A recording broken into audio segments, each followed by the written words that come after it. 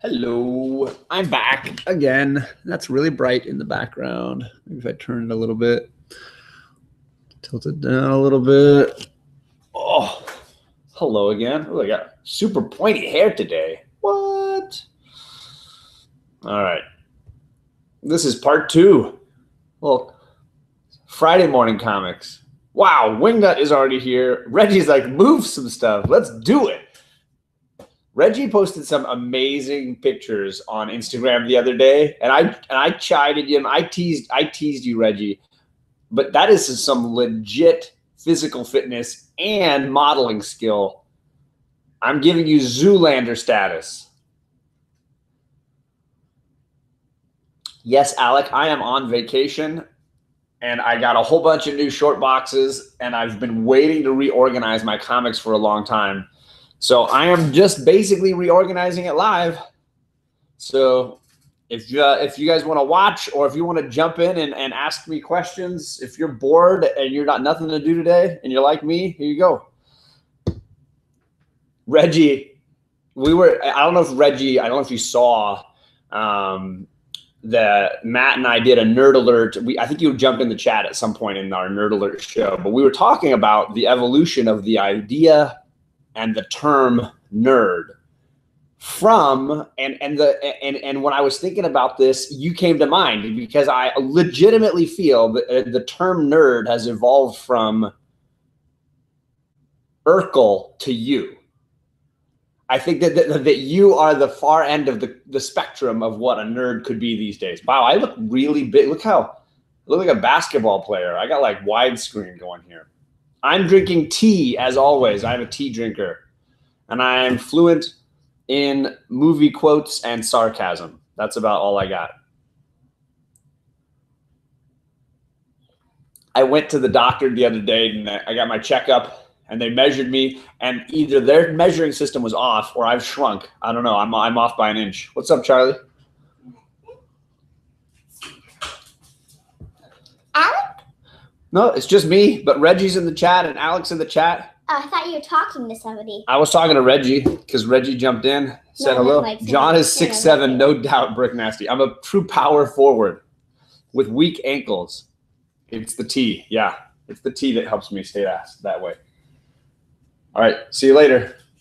The girls had a sleepover friend last night, so they're building a fort in one of the back bedrooms, which is perfect because then I can go through my books. Coffee makes you grow.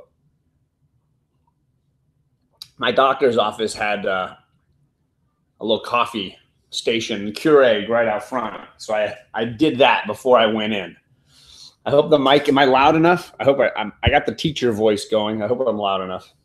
So yeah, again, if you want to jump on, if you're bored at home and you want to join, you let me know. I'll try to check my Instagram from time to time. Invite me if you want to watch me eat a peanut butter sandwich. You could eat it nice and slow, Alec, if you're interested. I got you if you're interested. Slow eating, just chewing slowly. I'm sorry. I'm going to get this going here.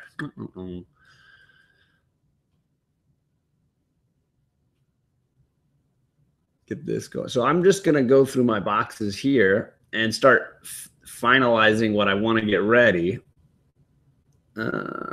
I've got several stacks going. I got my reading pile, which I'm slowly adding to the reading pile, which is dangerous. Boy Who Had 7, good to see you. I've got independent books, DC books, Marvel books. I got a little bit of everything going on right now. All right, let's see. I don't need that, and I don't need that, I don't think. Let's shrink that down. See how we do. All right. Yeah, here we go. So I've kind of organized some things. Before I go into the Avengers stuff, which I did yesterday before people arrived, or after people left, I should say, I did that one. I will show you what I promised Carlito I would show, and I don't know if he's in the chat here yet. I see Perry Comics, Brick Nasty. I said hello to you, Rockshank. Let's see who else. Boy Who Had 7, Meta Rock, Big Will has arrived. Good morning to you, sir. So I'm going to wait then for Carlito to arrive. I organized my Daredevil yesterday into 2 boxes, so I'm not throwing away all my tiny boxes. If you watched yesterday, I got my Max Pro Supplies order, these really, really nice longer short boxes for me with the great handles that I'm absolutely in love with. They forgot one part of my order, and they've already contacted me like 3 times to make sure that they've got my correct address, and they're going to hook me. They're really, really quick to get back to me. Oh, Carlito is here, so I'll do that next. They got back to me really quickly. They're already putting my my items in a box and shipping it out to me. So they customer service response time, top level. They found me on lots of different places. But I apparently was not watching the chat close enough yesterday, and I'm sorry about that if I missed everybody. John, when are we going to do Lost? I stopped on episode 12, season 2, almost because I started watching Smallville. I get it. I am almost to the point. Comic Head and Comic Head 84 and I are going to break down up through episode 8 of season 2, and hopefully that's this first week in March. We got to talk our schedules here. I'm almost ready. I think I'm like 2 episodes behind, and I'm saving them. I'm really enjoying those. Let's see. What do I got here? Those are my indie books. Let's move those over. Where are you, Deadpool? Or Deathstroke? Sorry, I said it. I messed it up. Oh, my gosh. All right. So, I don't want anybody to think like Reggie always says, like, my books are not all keys. They definitely are not all keys. So what I have here, Whitewell got a TJ box in the mail. This is proof that not all my books are keys. Here is an entire section of Deathstroke the Terminator from the late 80s, early 90s somewhere. Zek and Wolfman. I want to say Zek did some of these covers, really cool. Marv Wolfman and Zach and some of those guys, they're just like my favorites. Yup. All right. So I got issue 1, 2, 3, 4. I've read the daylights out of these. 5. Those are like the first storyline. Got a little box here for them. Show some Death Head and Death Head 2. I don't think I have any of those, Reg. This is the Batman crossover storyline. Get some good fighting with Batman. I dig the covers, pretty cool. So that's 6, 7, 8, and 9. Let's see here. And then I have always had 10, 11, and 12. Ends up with him, he's an assassin. He gets caught from time to time, go to jail. And then Carlito sent me a nice scatter shot of cool things from so I got Deathstroke 14, 15. This reminds me like of an old Buscema kind of style that JD would be super pumped on. Damsel in Distress. Very exciting. 14, 15, 16, 17. 16. Then I skip a few. 19, skip a few. And I've got, let's see, Deathstroke Annual #1 from 1992. Let's see here. White Whale Noir. I'll get to my WWs later. Bro, you don't have trash in your collection until you have some Death Head. Then I got to work on that. All right. So that ends that Deathstroke run with my Annual #1. And then he sent me some cool other Deathstroke runs here. So I've got Deathstroke the Hunted 0. That's a Carlito book. Getting caught is really just all part of his plan. Yeah, I do agree. And let's see here. I got Villains United #1. There he is. Deathstroke right on the cover. I got Titans 31, which I only count as a Deathstroke book. I don't know if he's even in it. I haven't even read it, but I'm counting it just as a Deathstroke book. It's in my Deathstroke section. I've got Justice League 43, Feels like a good Deathstroke book there. And then I just got this for $1 the other day. I have not even read it. New 52 issue 1 of Deathstroke. I think he's a real fun, underrated character. People compare him to Deadpool, but the personalities could not be more different. And then, of course, this is the one, right? This is the one. And I got it in its special case. It's all safe and sound. So I've got a whole Deathstroke section. I got to figure out what's going to go with it. Love that jail. Yeah, I totally agree. That Justice League cover is good. Got to drive back to work. Have fun. Okay, Alec. Peace. So I got to figure out what's going to go in the box with my Deathstroke books. Right now, I've just got some smattering of DC. I got to figure out what's going to go in there. I got a whole bunch of little DC odds and ends, and I don't want it. I want to make it a more universal kind of thing. I do have my my beloved Batman Superman or Superman Batman run that I am a big fan of. I got a whole bunch of those in there. Of course, White Whale gets an A-OK from TJ, gets a box from me too. So my book's a Spidey fan. Not true. Not true.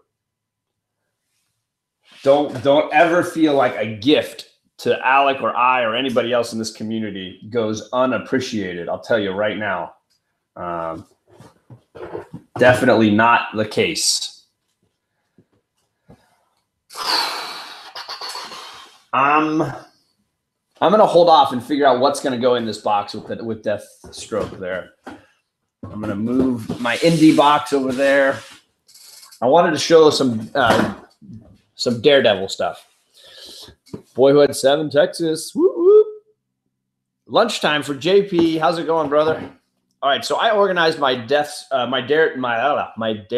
into 2 boxes. I had the modern stuff with the trades by Brubaker and Bendis. I have the 3 massive Bendis trades as well. It's basically 90% of the weight of this box is just those 6 trades. And on the inside, I have some of the new Daredevils, like the one I just read a couple weeks ago with TJ, and the Kevin Smith Quesada. And then all of the books I've little by little been going through to get those Marvel Knights. So here is a Mac and Bendis. Most of them are Malieve, I believe. Haha, that rhymed. Yeah, Bendis and Malieve. But I know that David Mack did some of them. Everybody always tells me I'm wrong when I say that, but he did some of them at the beginning. So I've got a whole run of that I'm working on little by little. Some of them are just killer. I always have loved this sitting on the throne like the Kingpin cover. Mac, Bendis, and Malieve, right? Hard to argue with those guys. I want to see those creatures on the loose. Put Robin books in with Deathstroke. Ooh, Carlito, that's a good idea.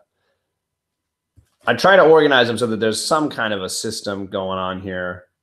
And then at the end here, I've got some of the books that were sent to me by Kachung because he knows I like Kingpin. That Kingpin is basically the appropriate size in relation to Daredevil there. And then this Daredevil variant cover, which is so cool. Super cool. So that's my modern Daredevil, I would say, stuff. By modern, I just mean probably from the 2000s, give or take. And then I've got what I would consider my classic Daredevil, and I don't have a huge amount of that. So this box has become a mishmash of a few different things, but it's mostly the original. So I've got one yellow suit Daredevil, issue 4. Then I've got this issue 57 when he reveals his identity to Karen Page. Robin and Teen Titans, they say. I don't have a lot of Teen Titans, I will say. Limited on that.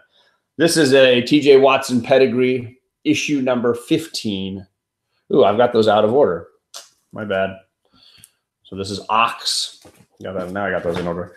I do have a Bullseye first appearance, but it's like most of my books, if I feel like it's a good enough book, the grade is not what matters. So I'm missing a little chunk out of that corner there.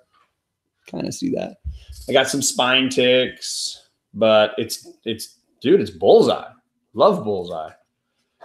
Absolutely love Bullseye. Cool character. Then we get into all that Elektra stuff. Oop, that little tape coming off there. All those great yellow Miller kind of covers, and then the Death of Elektra. Got to have them. Any good Daredevil fan knows those books. Bullseye, nice, Jason, nice. And then when I was a kid, these were the covers that were like, ooh, that is so risque. Like, dude is gut shot right there. And then the next one with the yellow cover and the pistol. Like, those were the Daredevil covers that I was like, this is cool. Miller is the guy. And just some real cool design work.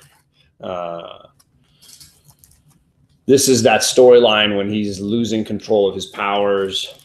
And I absolutely love that cover with the Black Widow on it. Super cool. And then, of course, later you get the Born Again storyline. Really, really powerful stuff. Just great stuff. So that's the sort of what I would consider the early Daredevil books. I've still got a few more to show in that section. Yeah, there's Nuke 33, and then this is a great stand-up. This is a dollar bin book, I'm pretty certain. Issue 241. It's just a good day in the life of Daredevil book. I really dig it. And then I've got all the way up through to 300, some of that 300 run. Need Mo Comics, how's it going? So that's most of my Daredevil, and then I've got a few trades in there. I have this Marvel Masterpiece Volume 1, which collects the first, I think it's like 10 issues of Daredevil. Really, really cool stuff. I like that. It's a good read. I got Loeb and Sales Daredevil Yellow in there. I just sent away Born Again, so I need to get another trade for Born Again. But I got Man Without Fear, John Romita Jr. We were talking about him yesterday. Okay, let's see here. I'll pull those out. So then, what did I fill the rest of the box with? It's odds and ends. I've got my Fantastic Four in this bin. I'm not a huge Fantastic Four fan, so I've only got certain issues. I have some of the new slot run. I do have the new Fantastic Four storyline where you got Ghost Rider, Spider-Man, Wolverine, and Grey Hulk. I do have the first appearances of the Cocoon, right? I got the Secret Invasion storyline. Somehow I got that one. I have some of the Jim Lee. I think Reggie showed some of these. The Jim Lee covers that he did when he was doing Fantastic Four. Got some of those. I got some gifted early issues, issue 24 and 19. Early Fantastic Four. So that's my FF. I'm going to put that in here with my Daredevil stuff. I'm trying to get some hardcover masterpieces. Yeah, Jason, if it's a character you really love and you would enjoy reading, and for me, I knew my daughters would read them, a hardcover lasts a while. My LCS has a sale every once in a while where these are 50% off. So instead of being, what, $50, they're $25. And for $25, I am in all the way on that. So let's see what else went in here. Ooh, I was looking for these the other day to show them. I'm a big fan of Marvel's, the Alex Ross run. Oh, my wife is calling me. I got to answer that. So I'm going to mute you guys. Haha, you got to listen.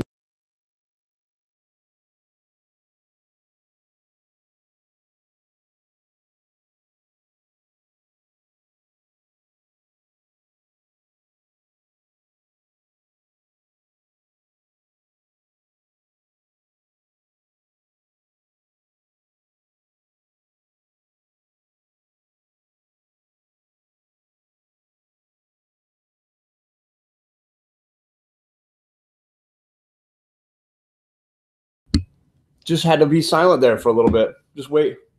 Sorry about that. Hope we can hear me again now. So I do love Marvels. That's a good run. If you haven't read Alex Ross's Marvels, I mean, it's just some really, really great. I mean, this cover work is really killer. The interior work is really good. If anyone is selling books, I'm going to post on my Instagram some books I'm looking for. Oh, nice, Perry. Okay, cool. Let's see. What else do we have here? Oh, I've got a whole Iron Man set, but it's not the original Iron Man. This is all the Riri Williams stuff. And I have definitely gone and kind of snagged a lot of her early appearances just to kind of have some of that if in case that character really goes crazy. And I hear there is a script, but maybe not a movie coming along. At some point, those books might be good ones to have. I have Infinity Wars, the new run that they just did. And I have Old Man Hawkeye, which I've got that in here. So that's this Daredevil set. Let me move some of these out of the way. See if I can't. Okay. Let's take a look. Some people were saying Nightwing Robin books. Let me see. I've got most of that in my Batman section here, and I did find some more of it. Come here, bats. All right. I found some stuff, some Batman books from TJ that I had not filed yet. Let's see. Superman is over here. There you go. Stay. Superman, stay. I got some Nightwing. Somebody was sharing this the other day. TJ sent me this book. I can't remember who was sharing it the other day. It might have been Burke Nasty. Somebody was sharing Nightwing. Or maybe it was Comic Head. I can't remember. So I got one of those from TJ that I got to find a home for. These are all Batman, Superman. Okay. So I'll put those here. Let's see how these Batman boxes look. Let's see. This is all Batman, Catwoman, Nightwing. Okay, there's some Nightwing. So maybe I throw some of this Nightwing stuff together. Oh, it was JP that was sharing it. Sorry, JP. Okay. Batman. There's some Robin. This is Tim Drake, I believe, as Robin there. Let's see. Anybody have this old? This is the like, oh, I got to rebag and board this. Yeah, that is a nasty bag and board. This Catwoman #1. This has got to be a 90s something or other. I don't even know who worked on this. Joe Duffy. I don't know who Joe Duffy is. Jim Ballant. Unfamiliar with these people. Just chilling. Uncanny Kyle Walker's just chilling. Let me grab a new bag and board here.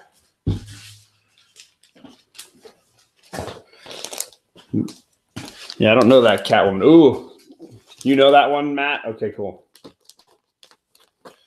Check my Instagram. Every once in a while, somebody hits me up on Instagram and I don't see it. I don't want to be messing with people. If somebody wants to jump in here. All right, where did I put my blue painter's tape? Gotta have it. Uh-oh. Ah, duh. It's under the iPad. You guys can see it. It's right there. I'm looking for it. I can't find it. You guys didn't help me find it. All right. Never seen that Catwoman parrot? Yeah, it was like one of her early solo runs. Solid 80s writer at Marvel. Really? I don't know that I've heard of him. I'm surprised this Catwoman book is in such good shape, actually. So there you go. Put that with the Catwoman books I have going here, and the Zatanna and all that stuff. Dem legs. Birds of Prey, Batgirl. Yeah, the rest of those are Batman. So where's the lid? There's the lid. At some point, I got to go through and then slap some labels on the tops of these bins so I know what's going on. Most known for Power Man and Iron Fist. You know, I have some of those. I have to check through. Okay, here I got Robin Year One, which I do go on and on about loving. I can pull that out. So I got some Robin stuff, some Nightwing stuff. Let's see here. What else? Batman, Hush. Batman, Dark Knight. What is that? White Knight. Batman. Batgirl. Well, I think I had a Batgirl in the other one. Whatever.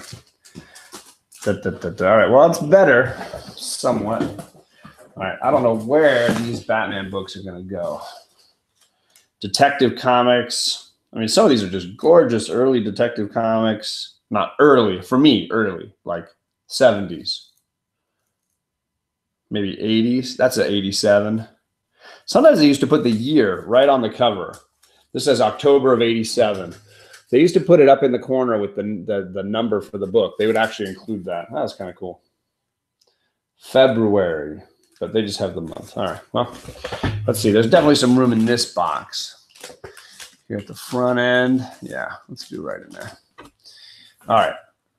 So Batman has found a new home, whereas Nightwing is going somewhere else. Let's see, who's this? Oh, Boyhood 7.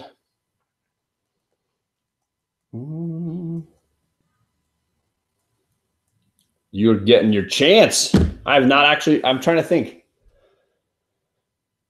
Matt, I don't know that we've ever been live together before. This will be kind of fun. Does anybody know if these are worth anything? I got some of these 0 issues or DC Nation issues, new comic book, a free comic book day, Infinity. I got some of those. I want to make sure I'm not mishandling something that's valuable that I don't remember as being valuable. Okay, let's see.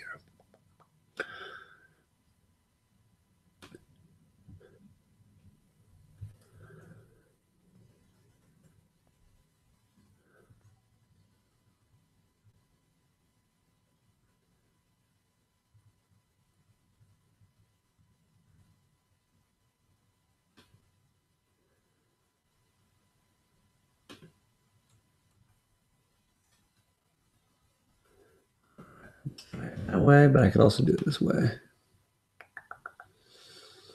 The most entertaining part of any live stream is watching people connect on live stream. Riveting entertainment. Oh, my computer's fan is going up.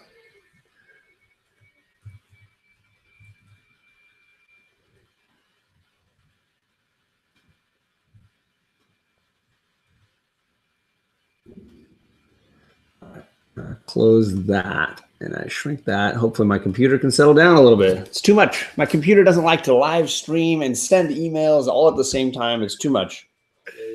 Hopefully it calms down. Hey Matt, how's it going, man? What's up, brother? How are you? It's too much.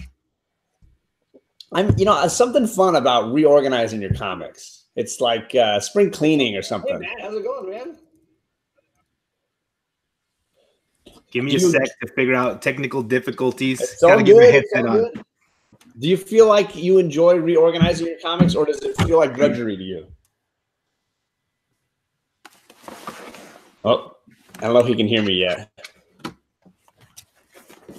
He's getting his headphones on. He's getting serious now. All right. Can you hear me? Yeah, I can hear you. Can you hear me? Yeah, I can, brother. I was asking, do you feel like reorganizing your comics is fun, or do you feel like it's drudgery? You know, dude, major echo in here. Oh, I'm sorry. I'm in a big room, wide spaces. Give me a sec to figure this out, because I'm hearing you, and then I'm hearing me like 30 seconds later still talk. Okay. You go ahead and tinker. I'm going to just keep sharing. All right. So I got to put those Robins in with the Deathstroke stuff. I enjoy reorganizing, says Metarog. Slinging long boxes is exhausting. I fully agree with that. I did 3 short boxes last weekend on a mission. What were you looking for? A certain book? Sometimes I feel like I just dive in because I'm really looking for something. I can't find it. I just go crazy looking for that one book over and over again. Okay, Batman. Oh, there's some Supergirl in here. I have a Supergirl in the spot. I got to make sure Supergirl goes over there. Okay, Batman, Superman. What can I put in this box? Ooh, duh. So this bin is Robin, Deathstroke, and some of the Nightwing. So I'm going to put in one of the trades will be the new Teen Titans. I'm going to drop that in here. And let's see, what else do I have? I got a Harley Quinn trade. I'll drop that in there as well. Now I got some trades. I like trades on either end just to give it a little balance. All right. I think I figured it out. Are we good? Can you hear all right? Yeah, I can, man. So I was both playing it on YouTube and watching you at the same time on Google Hangouts. It's all good hearing you, man. All right, here we go. That's going down there. So good. Deathstroke is done. Batman is done. I was asking though, do you enjoy reorganizing your books? Sometimes, man. I have a lot of books, and sometimes it gets a little daunting, and I've got to like step away from it and then just like leave it alone because I get frustrated, you know. Sure, man. Yeah. But recently I've been, you know what, just do a little here, do a little there, and it's more relaxing. It's cool. Put some music on or play some YouTube, and it's not overwhelming because you're not doing all of it in one big go. Yeah, man. Yeah. I get like frustrated when I feel like it's too chaotic. Like I got a little bit of a teacher, you know, I want it a little organized. Yep. Little OCD. So once it starts to get chaotic, I start losing it. All right. So how'd you get turned on to these type of boxes, man? I saw yesterday the company was in your chat and everything. That was cool.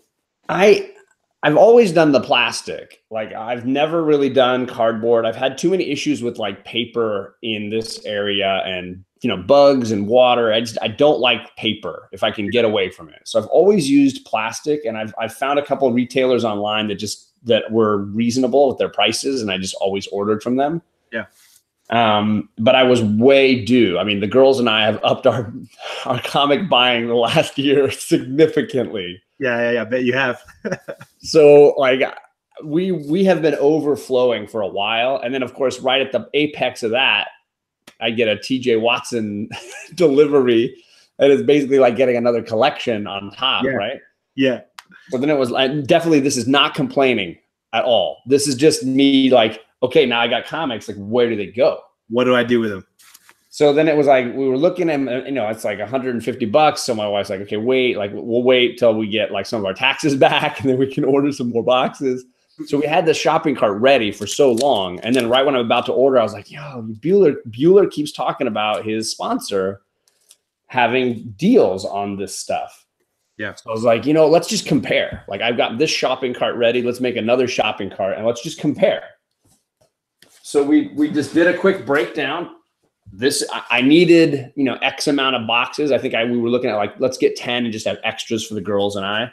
Yeah. And then I needed dividers. So we're like, okay, you're getting like 2 packs of dividers. What's it going to cost?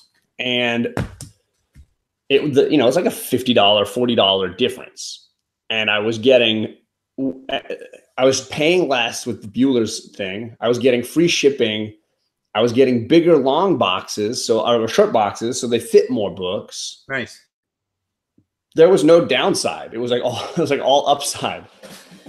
So then we just went for it. It was like, hey, you know, if they were bad plastic, you know, I'm only out a little bit of time and money, but the plastic is, if not better, it's at least as good as what I was already using. That's cool, man. Do you use cardboard? Yeah, man, I'm all about the BCW boxes. I was gonna try to grab one; it's too heavy. So I mean, I've got this. Once I do something, everything has to be the same. I guess it's my own OCD, you know. Sure. So I bought them at the very beginning in like 2015 when I started collecting again. And so every time I go by, if I see just a white box without that BCW on it, it just irks me, man. But I was looking at your stuff and I'm like, man, I wish I had known about these a while back. You know, they're nice, man. Well, and I gotta say, I'm freaking out about the handles. I almost want to order like another set of handles just for all the boxes I've already got, because they would probably fit the other boxes as well, because it's the same like design basically. Yeah. But these little handles make such a difference, because I have had several cuts to my hands from a box that just wasn't, I didn't cut it right or whatever. And because the older ones I bought, I had to cut out the handle. So you think these new ones are all perfectly cut, and so they're just ready. You just pop in the handle and you're good. Nice. So you think those will fit on any box? You know what? Let's test it. I like this. Do it. Why not? Let's get here. I got an empty one right here. I didn't think it would be any issue at all. So while you're doing that, Metarog's asking how many books fit in these plastic boxes. The new ones I just got are the same size as a short box. So they're no difference than any cardboard short box. Yeah, that handle fits perfect. Nice, man. And I want to say short boxes hold, 120, 150 books, depending on how thick they are, depending on how you bag and board them. Some people like to have several boards for a book, not just one half back or whatever. They have so if you use a different thickness of backing board, and there's a lot of, giant size issues like all those, where did I put them? So now everything's like all around.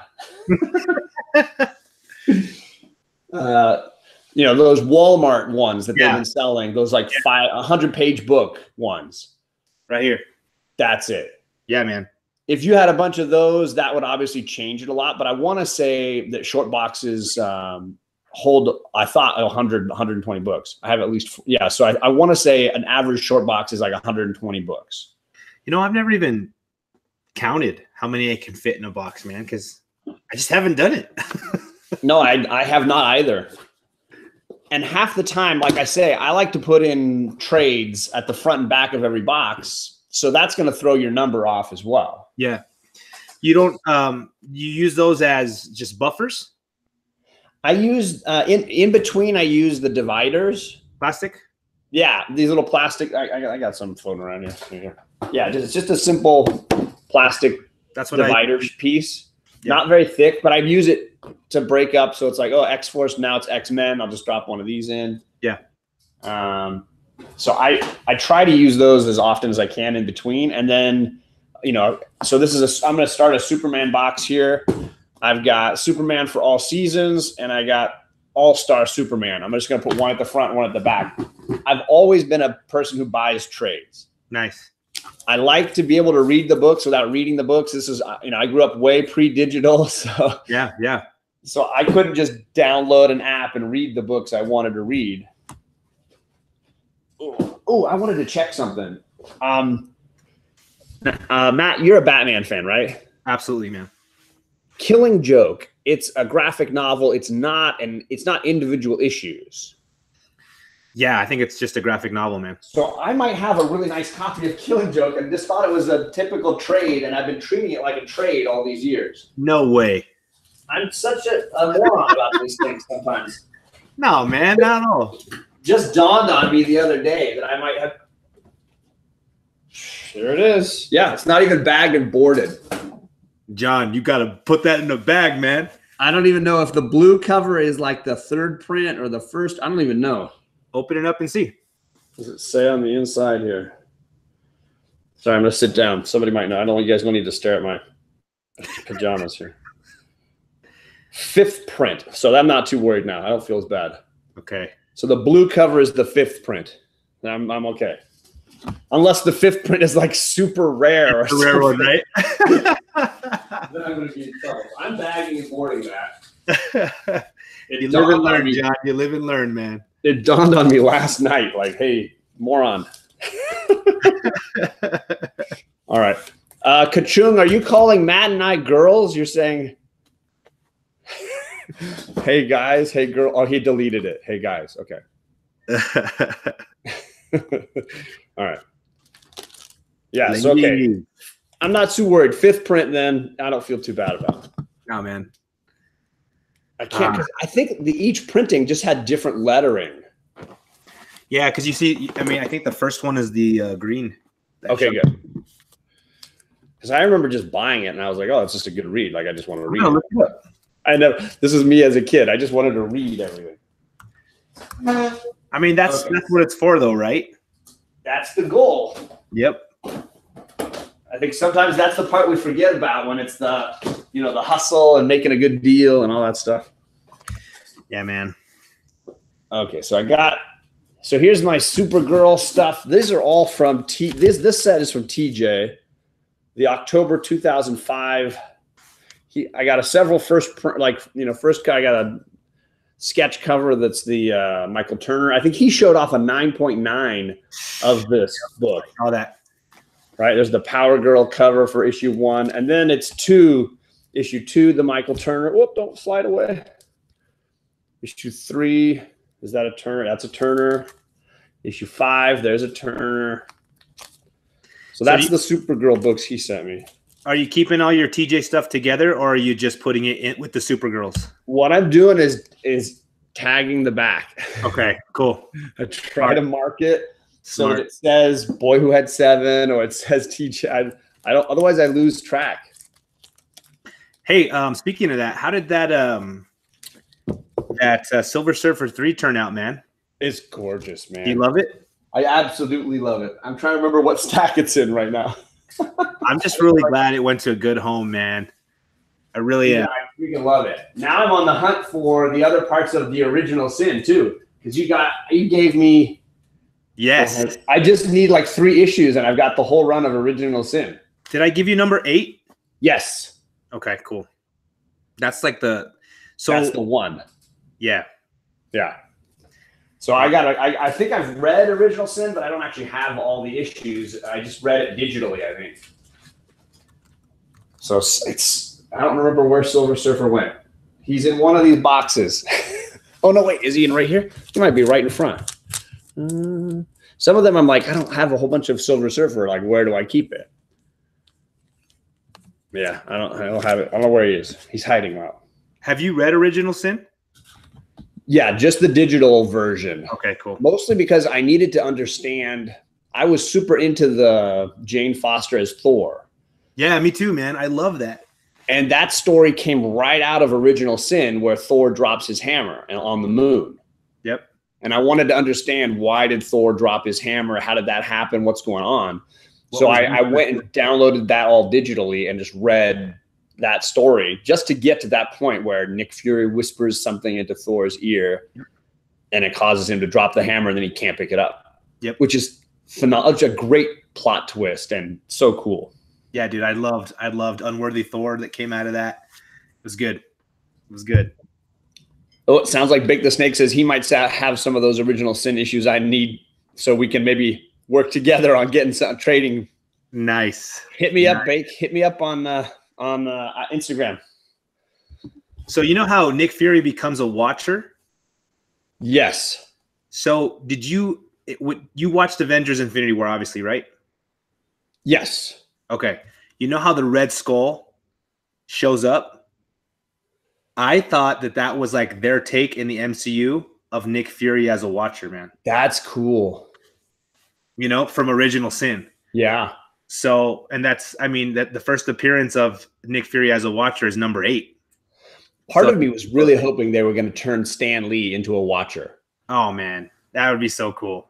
That moment in Guardians 2 when he's talking to all the Watchers, I was like, oh, are they confirming it? But then they said, no, we weren't confirming it. We just wanted Stan hanging out with the Watchers. Yeah, man. But it just seemed like he's always there when the Watcher, watching.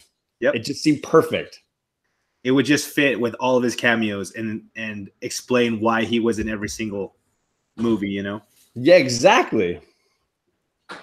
I'm going to get emotional when he makes his last cameo, man. Do we know what movie that's going to be in? Have they announced Marvel.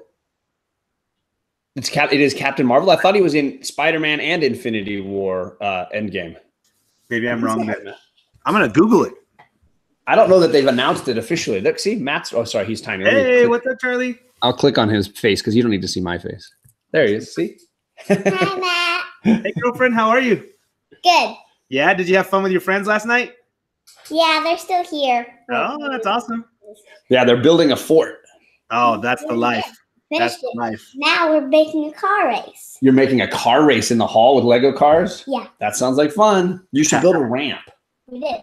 You built a ramp? Yeah. Nice. You girls don't need me anymore. That's too cool. All right. Sorry. Bye, Hey, Mom. bye. See you later, girlfriend. Hey, why are you home again? Remind me.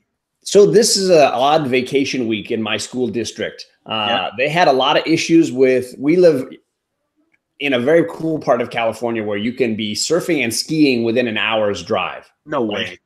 So you surf in the morning and an hour later you could be up in the mountains and be skiing. Well, the problem with that was that like, oh, are you okay?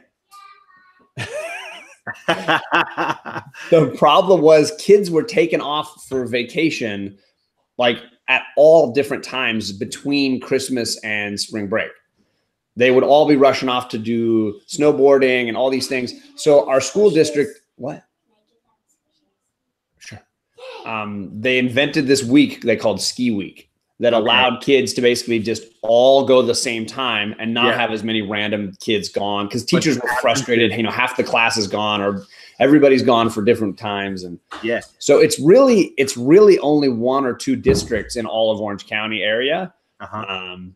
And I just happen to be in one of those. So that's cool. The drawback is we're teaching all the way into near the end of June. So when a lot of kids are on, recess, we're still going. Hey, John, check out Comics Mix Explained. Nick, Heroes in Crisis. Oh my gosh. Jason, too much fun, man. Too much fun. That was good. Oh, man. He and I think it's going to be he and Jason. Who else is going to join us for this? Because we're planning a big debate. Alec and I versus Jason and I can't remember who else. I'll be on that because I am not a Heroes in Crisis fan. But you got to read it all if you're in the debate. Oh my goodness. you can't read one issue. You got to read the whole thing. Drew Manchu. Okay, is that who it is? Drew Manchu. Cool. Yeah, I dropped it after issue on both sides. There's lovers and haters. Nobody's in the middle on this one. Yeah.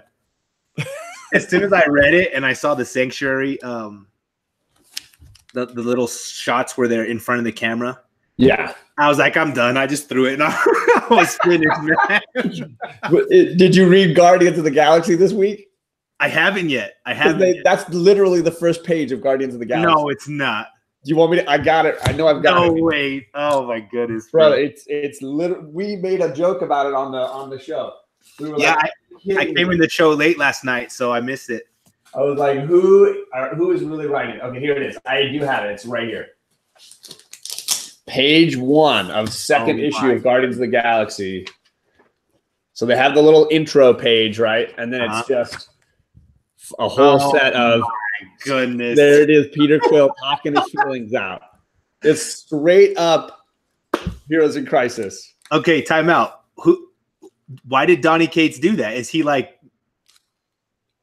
either he's making fun of Heroes in Crisis or the artist decided to take it in that artist way? I don't know. Oh my goodness. How was the book? It was all right. I'm still waiting for it to be as good as all the other Donny stuff that's out there. Yeah. I think Thanos is so good, and Venom has been so good. Yeah, this just isn't on that level yet. Yeah. Did you read the Doctor Strange Donny Cates stuff? I have a few of them, and I've read. I think I've got one trade. He came to my LCS back in August. And I bought everything that they had at my store that he could sign. That's awesome. So there's all kinds of stuff like God Country, and I had never read it. And I was like, I'll just buy this trade. Like I've got it right here. And he even drew the sword on the inside cover for me of the sword. That's the main part of the story there. So do you recommend I read God Country? God Country is really interesting. It's kind of like if Odin decided to live on Earth instead of Asgard, and he had a whole family, and then he started getting dementia, like he couldn't remember anything, and then his old battle sword comes back to him, and all of a sudden now his Alzheimer's is gone. He's like who he's always been again, but he's got to give the sword back or fight to keep it. And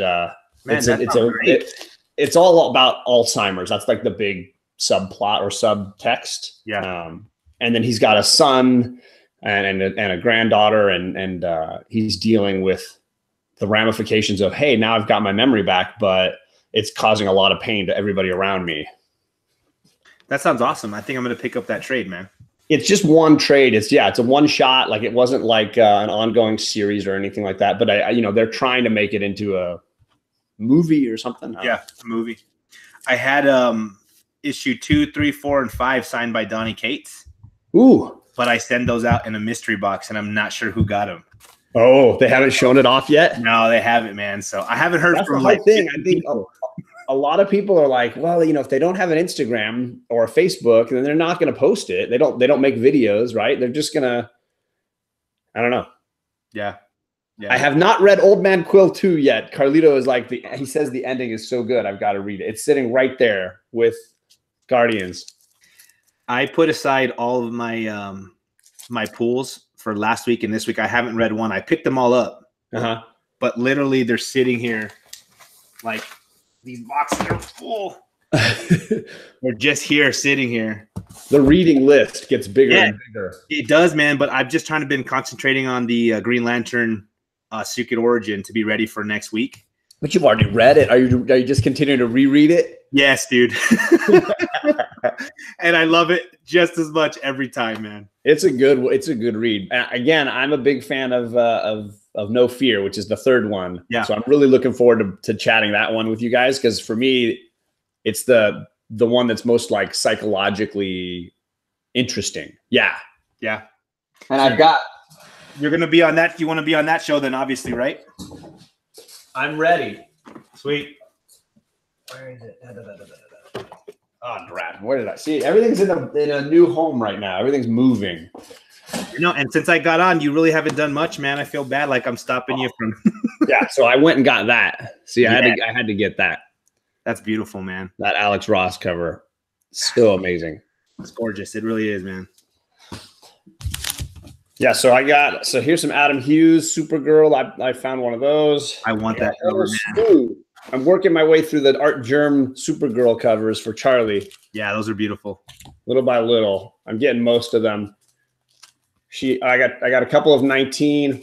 I finally got the one that's the reflective one. That was the one with the super cat. She would have been very upset if I didn't get. Ooh, wait, the camera just jumped back on me. Wasn't it closer a second ago? My camera's acting up. Wait a second. Oh, what's my camera doing? I don't know what's going on with my camera. Looks all right to me, man. All right, good. So I got some of those Supergirls. They're gonna go in the box here. I got a divider in there. Then these I was a big Superman collector in the 90s. I don't know about you. Yes, sir, man. That's why I'm a collector, because of Superman. So I've got all those like Superboy. Yes. I've got the the Tombstone one. I've still got one in the bag. Yes, sir. Got to have the little armband and everything in the bag. Dude, that is awesome, man. You got to have them, right? Yeah, I see Funeral for a Friend right there, right? Yes. Is that this one? Or yeah. Yeah. Sorry. And then all those Reign of Superman. Yeah, the Reign of the Superman. I've got pretty much all those. I've got several copies of this one. Yes. Hey, do you know which the most coveted? It's tough. I mean, the truth is that they overprinted this run insanely. Yeah. So it's not like any of them are rare by any stretch of the imagination. Yeah. So I kind of feel like you just grab the one that you like, but I do think that one I just showed. Where is it? Where is it? First Doomsday. This one, I think this is the one that most people are going after. Yeah. Most of all. So.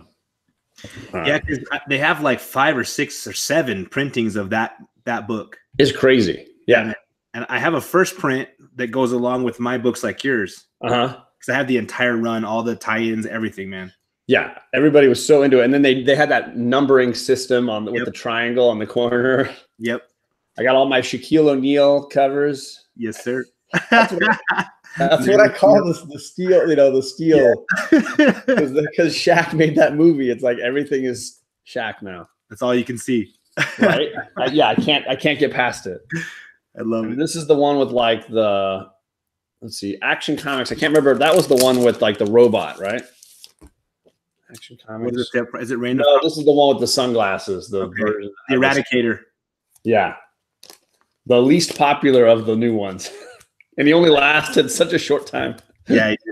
Did you see the Reign of Superman DC animated film? I haven't. You gotta watch it, man. Have you seen Is Death it of good? Superman? Sorry, what'd you say? Did you see Death of Superman? No. Dude, okay. They're You all can on the watch new that app, one. right? Yeah. See, I haven't gotten the app yet. Yeah, man, you need to, because Death of Superman was so good. I heard that they nailed it, and then they've got the Superman, Reign of the Superman too, right? Yeah, that one wasn't as good. I'd probably give that one like a 7 or 8 out of 10, but Death of Superman was a 9.5 out of 10, man. Nice. It blew me away. Yeah, I'm behind on a lot of that. HBO for a little while had the Batman ones, so they had Dark Knight Returns and they had Year One and some of those Batman ones. Yep. So I caught a few of those, but I'm still paying off my Marvel Unlimited, and then when that ends, I've got to decide: do I shift? Yeah. Or do I just do Marvel Unlimited again? Because I'm loving the Marvel Unlimited. It's good, man. You can read so much on there. Oh, it's insane. I started reading the X-Men, the original X-Men issues. With Ooh, the Stan Lee stuff, Kirby stuff. X-Men 1, X-Men 2, X-Men, man, so good. Wow. That's dedication, because some of that, I will admit, like I love them, but like some of the reading is like so painful. Oh yeah. So talky. You got to do it because of what it is, at least once. But The history of it. Some of those reads are real tough, man. For sure. So I have all the issues for Superman of all seasons, which I do agree with Ryan is probably the best Superman standalone story I've ever read. I haven't read that one, man.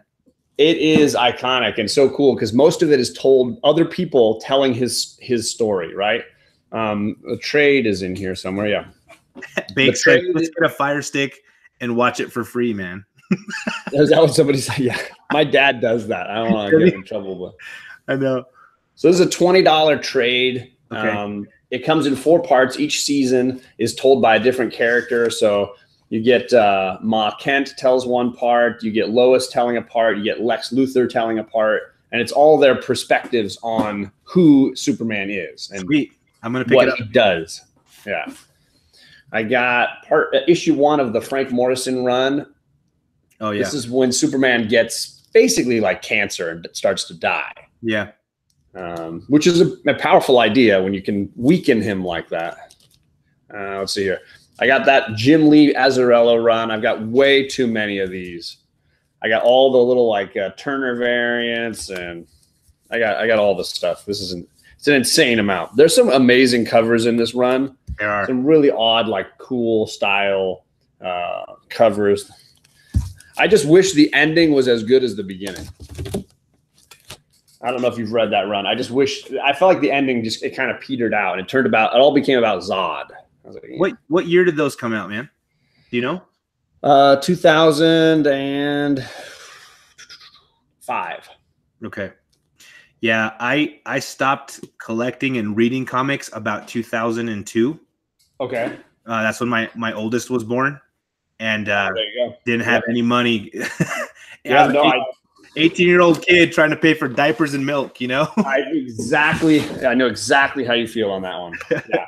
I have gaps right where my kids are. 2005 was like right before my first was born. Yep. Then Kate came and it was like big blank spot. Yep. And then I was able to, and then Charlie got old enough and now here I am, midlife crisis, man. You know what? I feel you, man. I didn't get back into it till 2015 and I'm kicking myself like.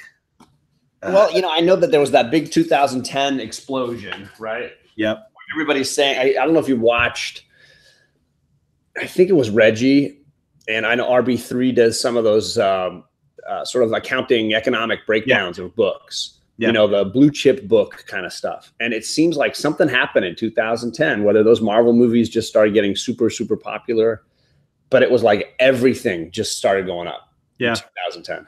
Yeah, man.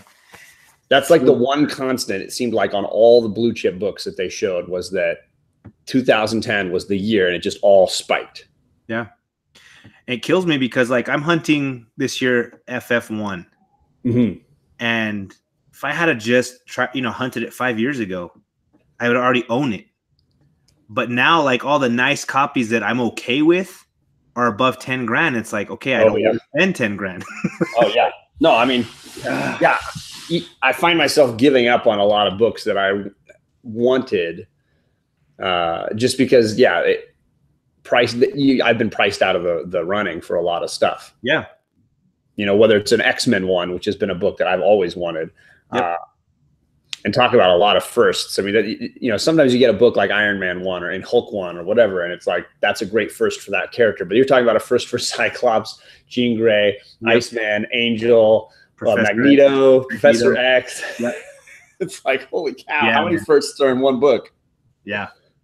And it was, it's the same with the Giant Size, because I had a bunch of people talking to me about that book. They're trying to find one, and they're saying that there's so few raw books left. Like everything has been slabbed, and the raw books the prices are all over the map.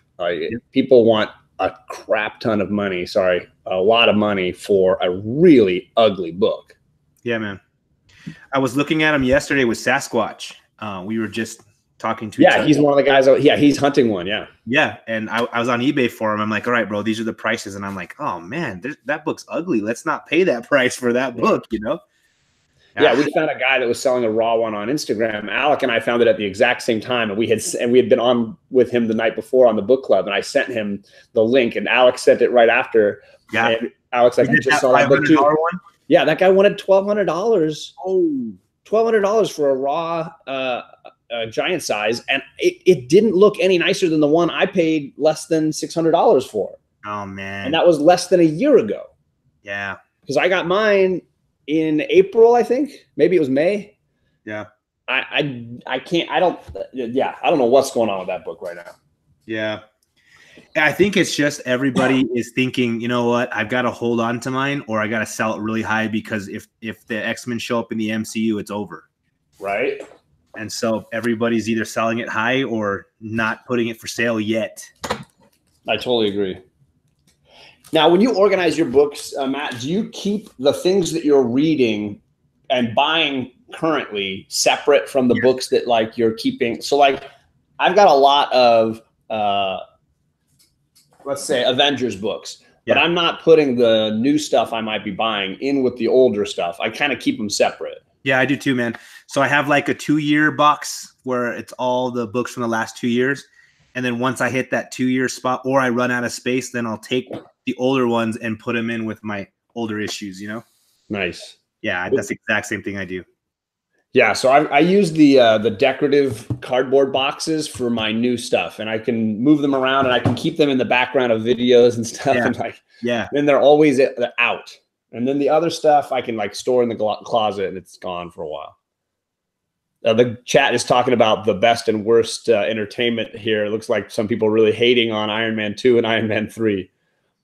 I have to agree. I think those were the two weakest movies, along with Hulk in the MCU. Or even Thor 2. I'm not a big Dark World. Yeah, Thor 2 either. Yeah, I think honestly, those are the only misfires, and they all kind of came together. Yeah. What's your favorite? Your top 3? I've always been a big Winter Soldier fan. I think that film will always be in the top 3 for me, no doubt. It's the movie that sealed my love for Samuel Jackson as that character. I remember hearing that in one of your videos in the past. That car chase sequence, and then that whole bit when he faces down against Robert Redford in the end. Like, it's all just, and he even has to. He gets what he's always wanted. He finally gets Captain America to be the leader. Yeah. And it means he's got to take a back seat. Yeah. And it's a phenomenal like power play. And he has to really trust somebody that he doesn't know all that well. And it's obviously been a flaw. And hopefully we're going to see why it's been a problem for him in the past in this new Captain Marvel movie. That's true. We're almost guaranteed he's going to lose his eyeball in the movie somewhere. Yeah, because he had it. Right. And he says, he says in Winter Soldier, the last time I trusted somebody, I lost an eye. Yep. And so for me, that was the movie that really cemented my love of him of that in that role and being perfectly fine with the ethnicity swap and all that stuff. Like he just owns it. Cool. So that one would be up there. Probably Guardians 1 would be up there. Nice. And then it's going to be an Avengers movie. It'll either be the original film, which is so good, Puny or God. the newest one, Infinity War, which is so good. Like, I think those would likely be my favorites. I don't know. What do you think? I'd have to go Infinity War as number 1. Mm-hmm. But that's because the Infinity Gauntlet is my favorite storyline ever. And you know that. Sure. So, oh, yeah. I've been waiting since I was, 9, 10 years old to see that on the big screen, and it did not disappoint. No, I think I saw it 6 times in the theaters. So I loved it, man. And then Civil War. I love Civil War. That would definitely be top 5 for me, for sure. Big fan of that. Spider-Man showing up in the MCU just was the best. And then I'd go Winter Soldier number 3. And now those are, and all done by the same 2 guys. Yeah. I think those guys have left just as big an imprint on the current Marvel run as Joss Whedon did, or the director of Favreau. Because at the beginning, Favreau left a big imprint on Marvel. When he nailed Iron Man 1 and then went into directing Iron Man 2, he helped handpick some of the directors they were bringing in. And then Joss Whedon came in and he sort of, worked on phase 2 a lot for a lot of other people. Now it seems like these 2 brothers are really doing a lot. And I feel like their films have been among the best that they've been doing. Oh yeah, man. When Avengers 1 came out, and just to see like all these heroes working together on the big screen, like, man, tears in my eyes of the awesomeness. I was just blown away. Yeah, it's overwhelming. And then they ride the emotional roller coaster with, when Spider-Man fades away, that moment is so powerful. And then when Captain America is watching Bucky vanish and the Falcon, and he's being torn up, it's powerful stuff. Every time. It's all built on everything they've set up. Yes, man. Master storytellers. Every time I watch Spider-Man fade into dust, I know it's coming, and I'm like, brace yourself, bro. Right? I can't, man. I can't handle it. Let's see. Kachung is saying that he loves Ragnarok, Civil War, and Winter Soldier. Yeah, Ragnarok would definitely be top 7. I don't know if it would crack the top 5, but it is easily the funniest. Here's my problem. Well, that is my problem with Ragnarok. It had some ill-placed humor that I just didn't like. It would have a moment where there was some really good drama, and then they'd throw some humor in, and it kind of ruined it for me. It just didn't fit.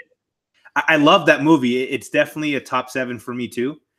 But I think they had to get him ready to be hanging out with the Guardians of the Galaxy and having a similar humor that would fit in Avengers Infinity War, Sure. So it makes sense. But for me, some of that humor just kind of took away from the power of the moment for me. Yeah, that makes sense. Still love it though, Kachung. All right, so this bin has got all my new Avengers in it. That Bendis run. I've got the entire run now. I just recently bought off eBay the 2 issues I was missing. Which ones were they? 27, of course. Yeah. And 28 for some reason, which is like a $1 bin book. Yeah. But I got all the rest of them. They're all in here with my Century one. So I got that bin pretty much full of that. But I've also got some Captain Marvel here at the front. Nice. This is that cover that Tony Sanders put me onto, a Secret Wars Midtown variant. Oh, yeah. When it's like all the different versions of Carol Danvers together in one cover. Yeah. I lost that one to my mystery boxes, man. Oh, I feel like you sacrificed a lot for those boxes, but you're going to hopefully get some sick grails out of it, right?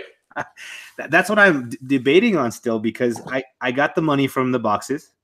I'm just waiting on 2 last people to pay me, and then I got it all. And if I take that money and spend it on just one book, Fantastic Four, I feel like I lost so much just to get that book, man. That's what I was thinking the other day. I was thinking about your situation without talking to you at all. I was thinking about this exact situation because, I'll do an auction, right? And I might make a couple $100, but then if I spend $200 and I just buy one book, yep. Okay, now how do I make myself liquid enough to make more money to buy, so it's like, okay, do I hold off on buying that one book and buy a couple of other books that I can sell or flip or make into packages to sell again? Yep. So that then I keep building this nest egg and an element to work with and an element to keep. Yeah. Yeah. It's tough. But I know that there's people that don't like making money in comics, but we're not talking about taking advantage of anybody. Mm-mm. Somebody else wants this book. It's gone up in value since I bought it. I can sell it for a value. Now I can get the book that I want. That's the whole point of comic buying, right? I mean, well, like for me, I went to a local store and I found 7 copies of Thanos 13 near mint condition. Yeah, bro. This lady, she just had boxes galore, and I'm like, can I go through everything? She's like, sure. So I was underneath a table, pull out a long box, and I see Thanos, and I'm like, oh my gosh. I start going through it. Pulled out 7 near mint copies, man. And what was she charging? The what? What was she charging? Cover price. Yeah, man. So I think like Bake the Snake, one of those, and I put it in there as the big book, as about a $65, $75 value. It is a big book, and I paid $3.99 for it. Wow. So I made all that is legit fair, because like the reality is, just because you got a deal, nobody else is getting punished. They're still getting a great deal on a really awesome book. That book is now, I mean, Matt, the other night when Alec was talking to me, he was like, he's trying to find one. I'm trying to find one. Yeah. And he ended up seeing several bids go off where people are buying that book for like $100 now. Yeah. And he rushed and quickly bought a 9.6 for more than he wanted to spend. And then it arrived with this cracked slab, like totally busted up slab. I saw it, man. He's still crying over that. Understandably. But it was like, that book is spiking. So they're making out like bandits, in my opinion. Yeah, they are. And when Bake got it, I was like, he wanted it. Works out perfect, That did work out perfectly. And honestly, I got an issue that I was missing from that run too. So now 13 is the only issue I don't have. Man, I wish I had have known you needed it before I put them all on eBay and sold them within a day, man. Good. I'm glad you're making some money off it. Yeah. This is that Art Germ Captain of Life of Captain Marvel cover. Gorgeous. Really cool one. So that's my Captain Marvel stuff. I also have the connecting covers for that new Marvel Knights that Donnie Cates did. So all the little, it spells out the word Knights. How was that read? I thought it finished a lot stronger than it was in the middle, but then Donnie only wrote the first and last issues. Oh, okay. The ones in the middle were other people. So it was a little bit muddled, but it's a standalone story. Like you could almost read it like a graphic novel. It doesn't connect to anything else. So it was interesting to see a lot of those characters playing together. You get Sentry, you get Daredevil, you get Elektra, you get Punisher. Wolverine, I think, even has a little cameo. Hulk is in there. Cool. That's a good group. Yeah, it's a good group. And then I got a whole Doctor Strange set. You were asking about that Donnie Cates run. And I have a few of his. This is from that storyline where Vegas basically becomes Mephisto's new home and he takes over the city. I enjoyed it, man. It was cool. Have you seen this little pop of the Doctor Strange Ghost Rider? Oh, I'm still trying to get that book. It's a cheap $5-10 book. Yeah. But that book with him on the cover where he's got the flaming head and he's doing the like pose. Yeah, dude. So cool, man. That is a killer cover. And then the only older Doctor Stranges I have is I got this. Yes. This one, I haven't read it yet. I heard it's great though. It is. It is. And then I got this one, which is a really cool, like fun Bruner cover. I love Doctor Strange, man. He's one of my faves. He's a really cool character and really off the beaten path as far as like your typical stuff. Yep. Oh, and then this box has my Thanos run. So here we can take a look. Yeah, let's check it out. I got an annual signed by Donnie Cates there. Oh, nice. Okay. I got 2 copies of issue 18, one signed, one unsigned. Nice. Let's see. Where is the 17 should be in here next. Where's that one? There's a 17. I got a signed 17, the variant cover, which is the awesome Cosmic Ghost Rider. Yeah. I love that cover. That's gorgeous, man.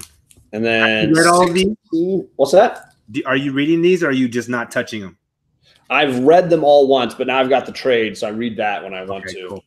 I got 2 of 16, 1 signed, 1 unsigned. Nice. Let's see. I got 2 of 15. That's the reveal and origin of the Cosmic Ghost Rider. So 1 signed, and both are signed. I got the variant signed. Is that a second? That might be a second print. TJ popped in, but he's got to take off. He's heading to work, or he's at work. He was making fun of me being still online. It's like I've never stopped being online. I got a variant 3rd printing of issue 14 signed, but cool then cover. You sent me that issue, so now I've actually got issue 14, which is it's like a $30 book. Yeah, second appearance of the Cosmic Ghost Rider. And then I only have the third. I have a signed 3rd printing of issue 13. Nice. That's a nice cover. I have the lenticular cover, which is the Secret Wars lenticular cover, which I got a pretty good deal on that. I can't remember. I paid like $10 for that one. Yeah. And so some of them signed, some of them unsigned, and then of course Thanos Legacy, which is the I guess the sort of the piece that fits between this and Cosmic Ghost Rider, right? Yeah, man. I was pulling that run when it first came out because I let all my kids pick a character, and one of my sons picked Thanos. That's cool. It was cool, man. But then we got to, I don't remember what issue it was, but they were having like a little touchy party. Do you know what I'm talking about? I'm trying to remember. Oh, was it before the Kate's stuff? Like before issue 13? It was like issue 2 or 3 or something. I've never read that part. Yeah, and he walks in on these people like having a good time together, but like a whole group of them. And so I turned the page, and my son's right next to me, like, "Oh shoot!" Okay, I have a similar story. So I have my nephew. He was on one of my Saturday morning comics with me, and he's just getting into comics. He loves sleeping over here and reading all the books the girls have. Yeah, and we all went and we saw Spider-Verse and loved it. Had a great time. And so Christmas comes. He asks for some Lego set, and it arrives, and I realize it's one of those where every once in a while Lego does this annoying thing where right before Christmas they bump the prices up on certain things.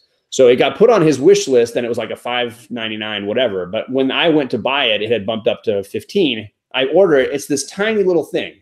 Yeah. I was like, dude, that's not really cool.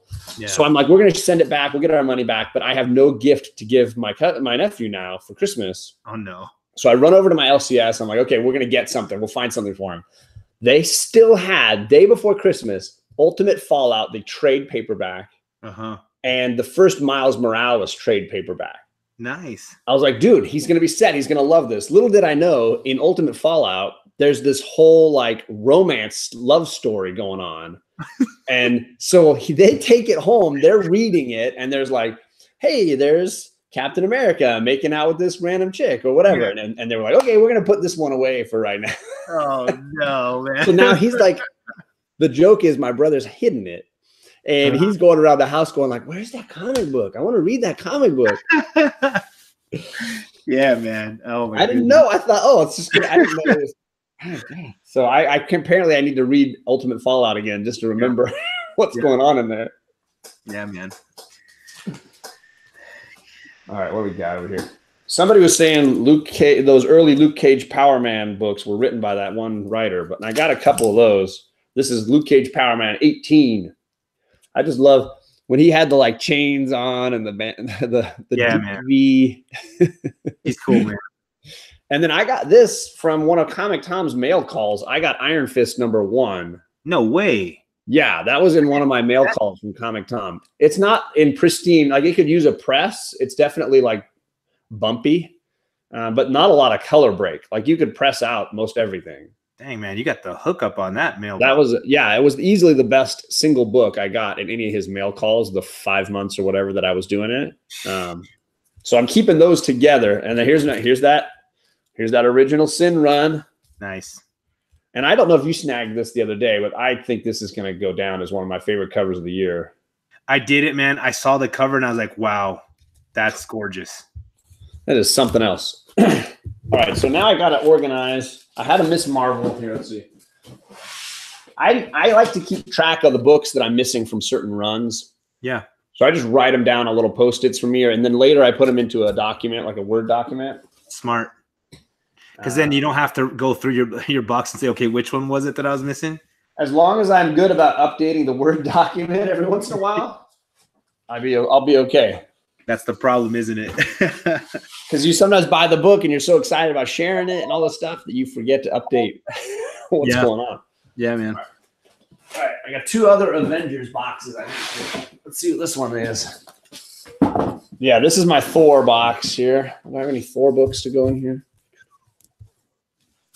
I have a whole bunch of like Scotty Young books. The problem is like, do I keep them all together or do I put them in the runs where they go? Yeah, that's tough for me too, man. Because it's just a cover, you know. It should belong with the story. I feel like, but maybe that's just me. Oh, there's that. Do you have like multiples of that cover, like the Scotty Young variant, and then the regular, or just the Scotty Young? I just have the Scotty Youngs for the most part because a couple of people who got into Scotty Young then got over him, didn't care.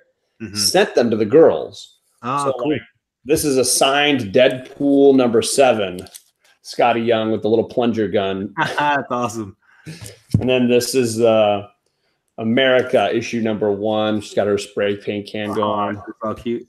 Or all new, all different Avengers #1 with the like the Charlie Brown variant. That's awesome, man.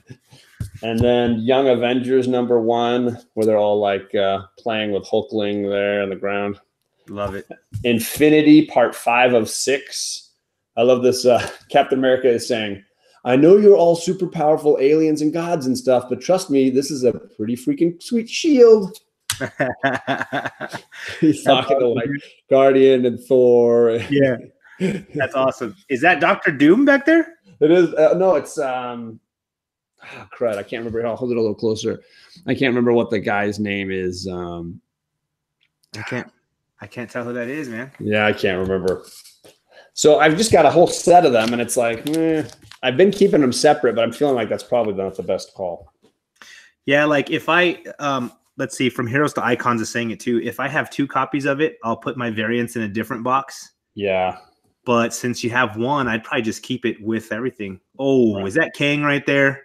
It is. You just pulled Kang out. I just dropped that. There's Rogue. Oh my goodness. So this is my this is my like valuable Avengers. It's a very short stack. Whereas I have 3 boxes of Avengers. I just want you all to know there's plenty of like dollar bin Drek in here. But yeah, I've had this first Rogue since I was a kid. I bought this early on because I thought it's Avengers, it's X-Men at the bottom there. You have everybody. So I was like, yeah, I'm buying it. That's I love that book because Rogue's my favorite female character, man. She's a cool character. I wish she had been like prominently on the cover of that. Yep. First appearance. That's my only drawback of that. I agree. And then for Christmas I got issue 8. Oh yeah, okay. I remember seeing that for Christmas. And I got issue 12 as well, which 12 is not a key, but it was just in such beautiful shape. The colors were still really, really beautiful. It's gorgeous, man. And then you got the whole team on there, Mole Man in the background. Who's the artist on that? Is that what's that? Is that Kirby? Yes, that's Kirby. Yeah. And then TJ sent me issue 10. So I've got the even numbers in a row here going. So those are, and you know what? TJ told me a story. So I don't want to like bring the chat down, but some of his books have a little yellow sticker on the back. Uh-huh. And the sticker just tells you the name of the book, Avengers. So it's AV10, right? Avengers 10. Uh-huh. He said he bought a collection off of eBay quite a while ago. And he got in contact with the seller and found out that it was a young man who had been collecting for a little while and loved the Avengers, and most of his collection was Avengers, and then he passed away very young. Oh, man. And the parents had held on to the books as long as they could, and they needed to move, and they didn't know what they had, so they just sort of put it up all on eBay. Yeah. And he met with them and talked with them and then got all of these books from them. And he has made sure to mark them all as like, because TJ doesn't sell his books. Yeah.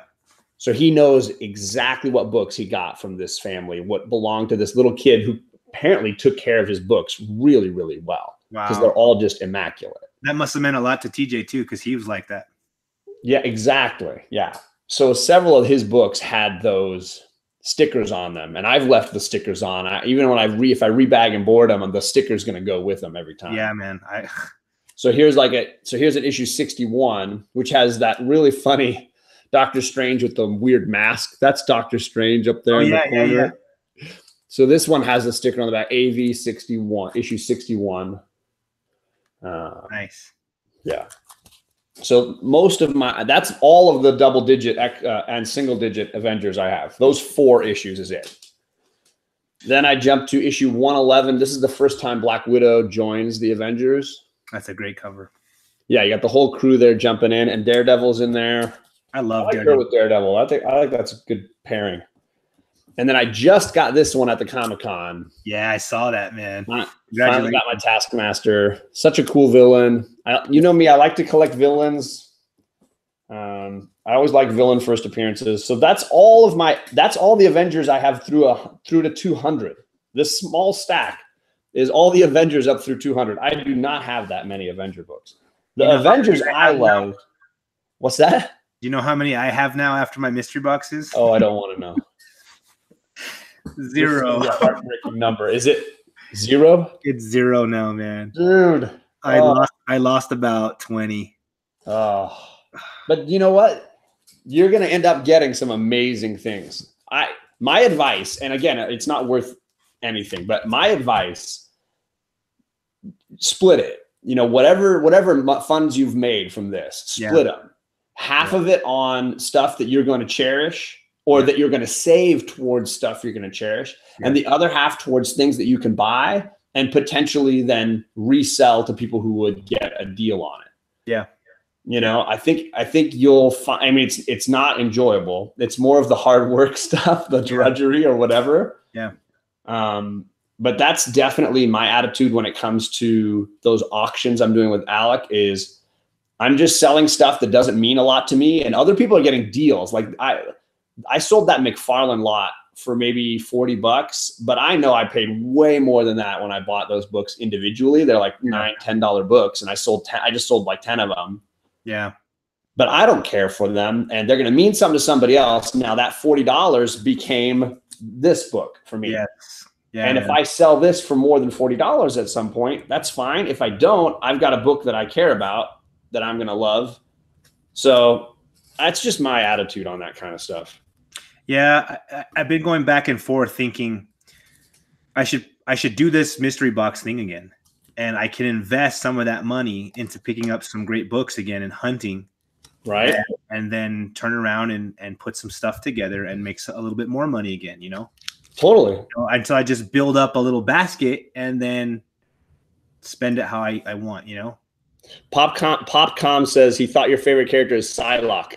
So Psylocke is my second favorite female character. Well, her and Wonder Woman are second. Wonder Woman, yeah. Yeah, I like White Whale a lot, but I like Wonder Woman better. There you go.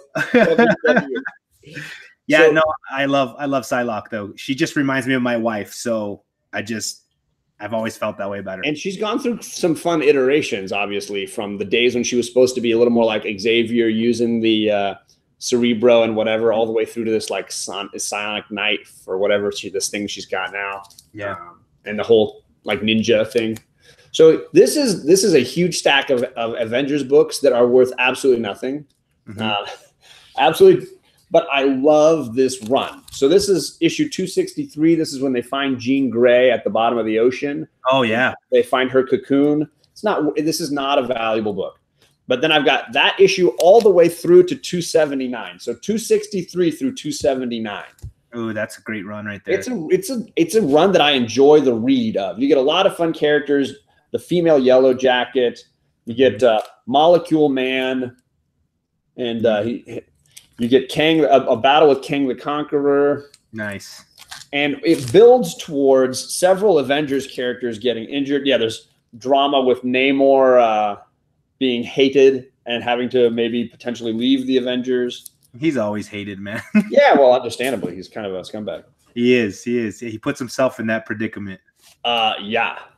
And then the big battle where the Avengers mansion is attacked, and you get like the Wrecker and Mr. Hyde and several great Avenger villains attack the mansion and basically seriously mortally wound several heroes. Yeah. And you even have this follow-up issue where they come back at the hospital to try to finish Hercules off. Yeah, I remember that. Ant-Man and the Wasp have to like save everybody.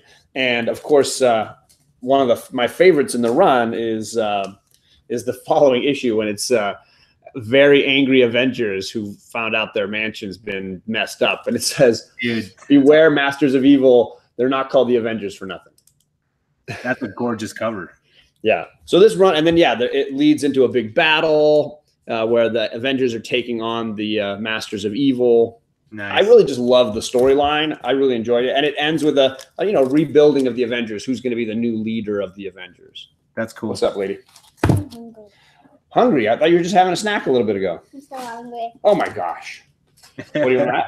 I don't know. What do we have? Why don't you go look? I think there's some carrots and hummus. Where's French toast?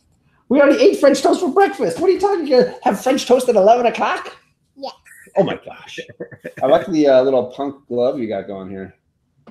This looks like a superhero.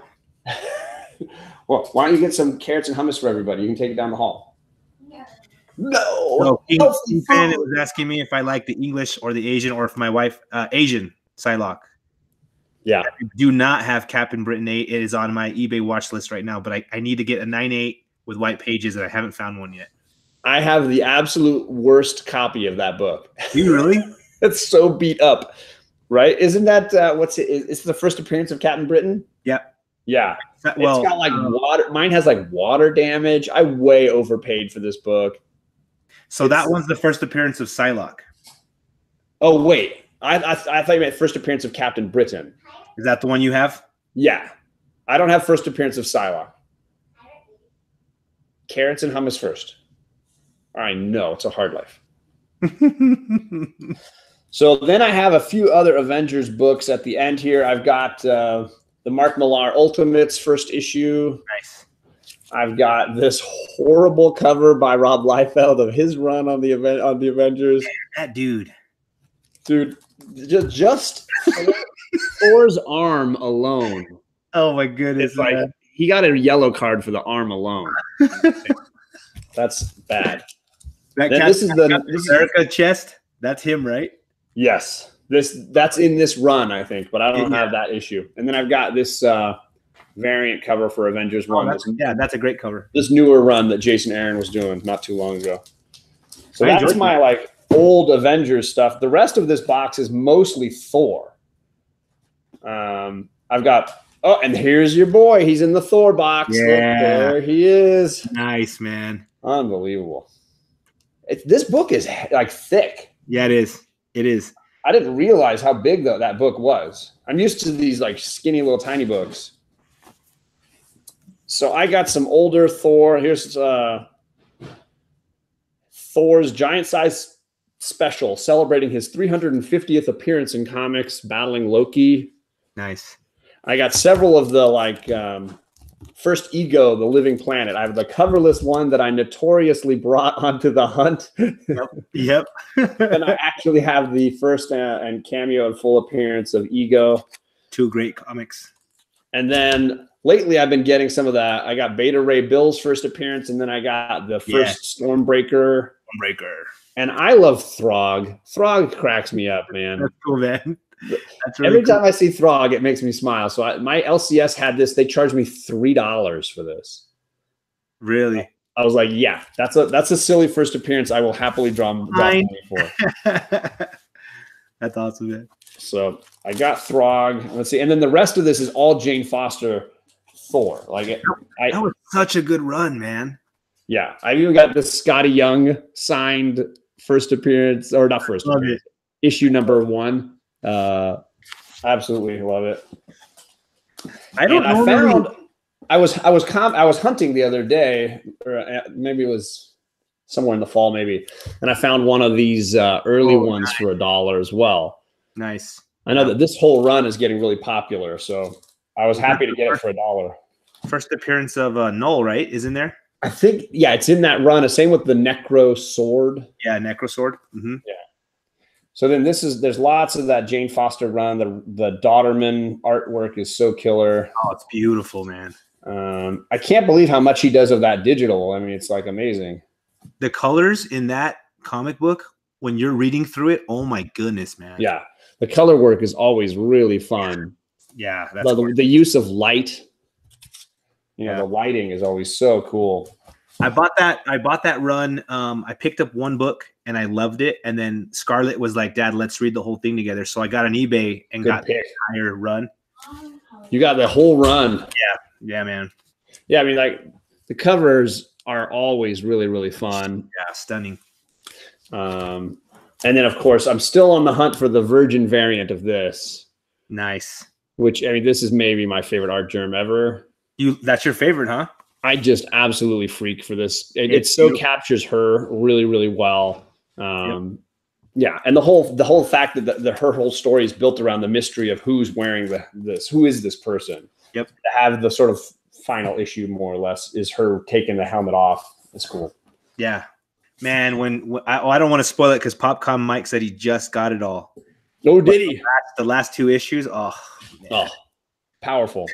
Oh my goodness, so good. And I bought them all in trade as well. I got my LCS had a bunch of these in there. 50% hardcovers. You have to. And I was like, yeah, I'm just gonna own all these and my girls can read them. I don't have to worry about it. I only got a few of them in actual like paper. They're mostly all hardcovers. Then this is my She-Hulk set here. Nice. I bought Savage She-Hulk 1 through 5. Not that long ago. Man. That book's heating up big time. I think there's a lot of people thinking that it's going to happen. I don't know if it will because it sounds like the rights are really messed up for that. And then Caleb Murphy, Comic Smurf, he sent me the Sensational She-Hulk run. Sweet. The first 6 plus 10, 11, 22. So he sent me a whole run of the Sensational She-Hulk, which he knew I was looking for the first issue. That's good stuff, man. And then I have issue 50, which is the like shiny Bueller cover. Yeah. Have you ever bought a Bueller box? Yeah, I've bought the first time he did it, I bought one. I bought it the second round and I bought one the third round, and then I missed out in the last like 3 or 2. He just posted them last night and I bought my very first one. So I got a Bueller box coming for the first time. Cool. I'm going to look forward to it. I feel like it's one of the only things that I try to like. I mean, obviously, I do it for me. I'm not being selfless here, but I try to support people's endeavors, right? Yeah. You had your boxes, Tom's had his boxes, Bueller's got his. I try to like, oh, this is my friend. He's doing something cool, and I get cool books. Like everybody wins. Yeah, you know. Well, I've kind of been trying to figure out what I want to do because when Tom put them out, I started getting one of those. You know, it's been a while now. And then when Bueller did it, I was like one of the first guys to get on there and buy it really quickly, you know. But my thing is that a lot of those, I'm trying to collect in a specific way, and I feel like I don't really need all these books, but I also want to support my friends, you know. So I've kind of been debating if I should, for some of my giveaways, just as soon as I get a Bueller box or a box from Tom, turn it around and flip it as part of a giveaway, just a quick fun one, you know. Yeah. So I don't know. We'll see if I keep, you know, sticking with them or what I'm going to do. Yeah. I mean, I did a video of my last unboxing from Tom, and I was like, I've done a bunch of his. I did a few for Matt. I'll do one for Bueller and see how I feel about it. But I've been trying to put more money into obviously the books I want. Yes. And we're all trying to do that. Yeah. But sometimes it's fun to like have what's it going to be? The mystery of what that, you know, I'm a big J.J. Abrams fan, and I know he always talks about the mystery box, you know, what's in the box? Yeah. That's the fun of good story. It's the fun of a presents at Christmas or whatever. Yep. So you get a little bit of that excitement, and then, you're supporting people that you appreciate and enjoy. Sorry, I just closed there it is. Popcom, I saw your comment, and I just subscribed to you. if you have Instagram, hit me up. I'd be pumped. I'd be pumped to do a Lady Thor. I don't know what they've ever really come up with for a name, but the Jane Foster run. I did a few video breakdowns on my channel, but I'd be happy to go live stream, talk about those again, because just like Matt and Thanatos doing Green Lantern, Jeff Johns, like it's just a really good run that I appreciate a lot. Yeah. Yeah, that's good, man. All right, so this sticker goes on the New Avengers because I've finished completing that run. Okay, this goes over here. Kachung got 2 slabs from the Bueller boxes, man. Oh, Kachung, are those the Superman slabs he got, right? They were all, I think, Superman or Action Comics or whatever. That's what I think they were. That is awesome. Man, I appreciate you reading the chat for me. Yeah, no, I'm trying to stay on top of it, man. I had a Hulk section, and I don't know where I put it. Oh, I know where I put it. All right, so this will be the unveiling on my channel here. I think I don't. What do we got? I got a 180. Cameo Wolverine. Yeah, depending on how you feel about it. I know Alec feels very strongly that this is the first appearance. I'm fine with where the market is. I know that when it comes to my Wolverine collection, I'm only missing 181 now. Yeah. But my LCS had a beautiful copy of this. I had to finally get it. Yeah, I've been hesitating to show it. I saw your Instagram post. I posted just holding. He let me hold the 181 and the 180, and I was like, I have to take a picture. So I just took a picture, and then it was like I looked at it, and I had like 6 books. I had the new Art Germ Wonder Woman in my hand, and all this stuff, and it was like I'm putting all these back, and I'm putting a down payment on this, and I'll come back next week and pay it off and buy the rest. Dude, congratulations, man! That's on my 2019 wish list, so I'm happy for you, dude. I don't have a lot of Hulk books. But this one obviously has different meaning just to have it. I have Rocket Raccoon as well, which is great book. And I for some reason I bought this cool 30th anniversary issue. I love it. But that's pretty much, other than the Immortal Hulk, that's pretty much the only Hulk books I've got. But yeah, it was it was a big buy. I was like, yeah. But like I know that book is still going up. I don't think that book's going to go down at any point soon. So I was like, you know what? I got it. He said one was Superman and one was Supergirl. Oh, okay, cool. Adelphia bought them to support him. Nice. That's nice of you, dude. Phone's about to die. Got to chat with y'all later. Okay, brother. Let's see. Where did Pop Comics said, thanks for subbing. Okay, good. Sweet. My Instagram is John's Comics with, because apparently kids is too many letters long. Yeah. It's just John's Comics with on Instagram. So you can find me on there and just send me a message and we'll figure out when we can make this happen. So this is my last Avengers box. It's really just characters from the Avengers in their own comics. Cool. So I got my whole Captain America run. I got the Brubaker run, and I don't know how I snagged it, but I've got this copy. Yep. Double signed. Who signed it?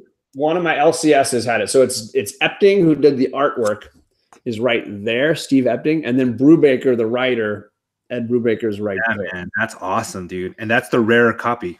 Yes, this is the like variant cover. Yep. I still want to get the Cap cover at some point. Yeah. Yeah. But so little by little, I snagged the whole first 6 issues of that Brubaker run. I love Winter Soldier. Such a cool character, man. It is. I fully agree with that. And then I really liked some of the Falcon as a Captain America. Yeah. So I got some of those issues where it was like him as Captain America. Yeah. So these are dollar books. You can find these all over the place. Several incantations or incarnations. God, I just keep doing that. It's all right. I like incantations. I'm a Harry Potter fan. Yeah, right. Exactly. And then I had to get one of these for the Winter Soldier. Yeah.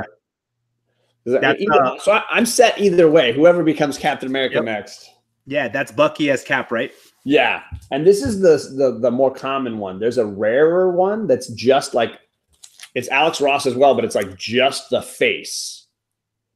I haven't seen that one, man. It's I don't know if it was one of the early retail variants or whatever, but there's a variant for this issue, Captain America 34, the first Bucky as Captain America. But it's pretty expensive. That book's going up a lot. I have that book in CBCS. It's one of my 2 CBCS books. Okay. But, was it a high grade? Were you pumped with it? Yeah, it's a 9.8. Nice. Was that one of your 12 Days of Christmas books? No, this is one that I got last year when I was prepping for Avengers Infinity War because I thought Cap was dying for sure in that movie. Well, they had that shot in all the trailers where he's like holding the gauntlet in his hands, right? Yes, and you're like, that's it. He's dosed. Yep. I thought it was over. That we're going to dissect these trailers. So they give us the pieces out of context to try to mess with us on purpose. Oh, yeah. Oh, yeah. Which is why I really do feel like Hydro Man is not in this new Spider-Man movie. I agree. I don't even think the Elementals are in it. I think it's all just a ruse with Mysterio as the villain. And I think they've learned that they don't need to overload these movies with like 7 villains to make them entertaining, that it actually hurts the movie. It does, man. So if they make Mysterio the main focus, he can have a billion little illusions that let them throw a lot of shade out there. Yep. But it's a Mysterio movie. Yep. So let's see. I got some of these random Kubert or I don't know how to say his name. Andy Kubert. Yep. I got a bunch of his Captain America run. And then when I was on the hunt, I went crazy on Captain America because the theme that night was best fight covers. And I went looking for Hulk, Wolverine, and Captain America because they always have those great like fight grapple covers. Yeah. Oh, yeah. So most of what I grabbed was the Captain America Mike Zeck stuff. Oh, the best. Dude. So like this cover. Oh, yeah. Heck yeah. Is like done, right? Yep. Just one of his best works, man. So good. And then the Deathlock. Oh, cool. This one followed by like the actual like Rumble with the flames behind him. Yes. And then this was the one I did as my fight cover, which was the Uzi. Captain America with an Uzi. Dude, that's crazy. So that Mike Zeck stuff is just my jam. I really love Mike Zeck. I think it's partly because I grew up reading Secret Wars over and over and over again. Oh, yeah. It just was like, yeah. If it's Mike Zeck drawing it, it feels like my childhood. That's cool. That's how I'm with Jim Lee, man. True, for sure. I put Jim Lee on that exact same list. Yep. Then I also snagged some of these fun Captain and the Falcon run books. This is another fight cover that I thought was really funny. You got Nick Fury fighting Falcon and Captain America, and the X-Men are even in the background there. Cyclops. Yeah, that's great, man. So I just went through, and my shop was having a 50% off back issues sale. So like everything was like $2 to $3 at most. Killer. Are you going to try to fill in these runs? What's that? Are you going to try to fill in these runs, or are these just little by little on the Mike Zeck Captain America? Sorry, I keep bumping the table and it like shakes the camera. The Mike Zeck stuff I definitely will, but some of the other stuff I might just like, grab an issue here or there. Cool. Like I had to grab this one. Heck yeah, man. Frank Miller. Yeah. And so this one's gone crazy. And my LCS didn't realize that this book had gone up as much as it had. So they still had it at like $9 and then 50% off that. You stole that for $5, bro? Yeah. Yeah. That's awesome, man. And then I just got this Captain America cover the other day. I love that cover, man. Bucky. It's great.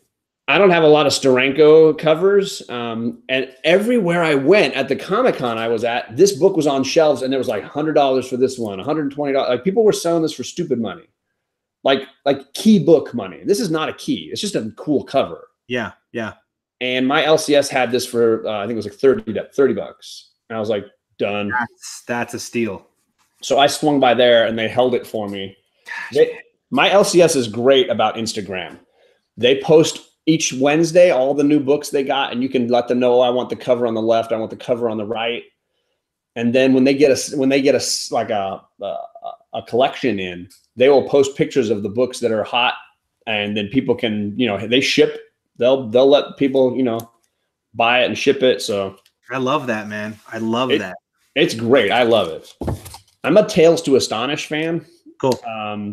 And my very first slab I ever bought was the 4th appearance of the Wasp. It's early Tales to Astonish. Yeah. Well, TJ gave me a couple of Tales to Astonish. This is 63. Oh, that's You got pretty. the Hulk at the bottom there fighting some weird robot. I don't know. That's awesome. And then up the top, you got Giant Man. Those covers just are so beautiful to me, man. Yeah, I love that almost always they're split with one character at the bottom and one at the top. And then I don't know what this is. This looks like Greco-Roman wrestling or something. It's Namor and this other bare-chested dude. That's me, dude. That's me. You know what? The bald head. There it is. He's got a little bit whiter skin than I do, but so but that's it. That's the only difference. Namor is helpless at the hands of Dragor. I don't know who Dragor is, but there you go. Fury covers are underrated, says Alex the Comic Order. I'm sorry if I'm really not paying attention to the chat. I feel bad, man. I was trying to help you out, and I just get caught up talking with you. Nah, it's all good. Have we ever been live together? No, man. It's the first time. There we go. Now we're talking. Yep. I was sitting here at home putting some books I have for sale on Instagram, and you're like, hey, does anyone want to pop in? I'm like, I'm not doing anything today. I took the day off. I'll do it. So then I have this whole Tom King Vision run. I hear that's a really good read, but I haven't read it. It's obviously dark. I mean, that's Tom King. That's what he likes. That's the stuff he does. And I had previously read the late 80s, early 90s Vision and Scarlet Witch miniseries. And it's weirdly similar in that they're dealing with a lot of the same issues, and it's Vision. And in this case, he makes a wife for himself, using the subconscious brain patterns or whatever of Scarlet Witch. No way. Yeah. So this woman that he's created as his wife has been the root of the subconscious for this character came from Scarlet Witch, because she, oh my gosh, man, she breaks up with the Vision to go off with some other guy. I can't remember which Avenger. So he makes a whole family for himself and moves into suburbia, quits the Avengers, and he starts to be like an aide to the president, as like a go-between between the president and the Avengers. Wow. So he's like living this suburban, like normal life. And he makes 2 children for himself, 2 android children. They have to go to school every day, even though they know everything. Like their brain is completely full. They're the Collins. Yeah. Yeah. There you go. Don't hate me for that reference, people. It's all good. So it obviously goes wrong, right? It's not going to work out for the Vision. Morbid.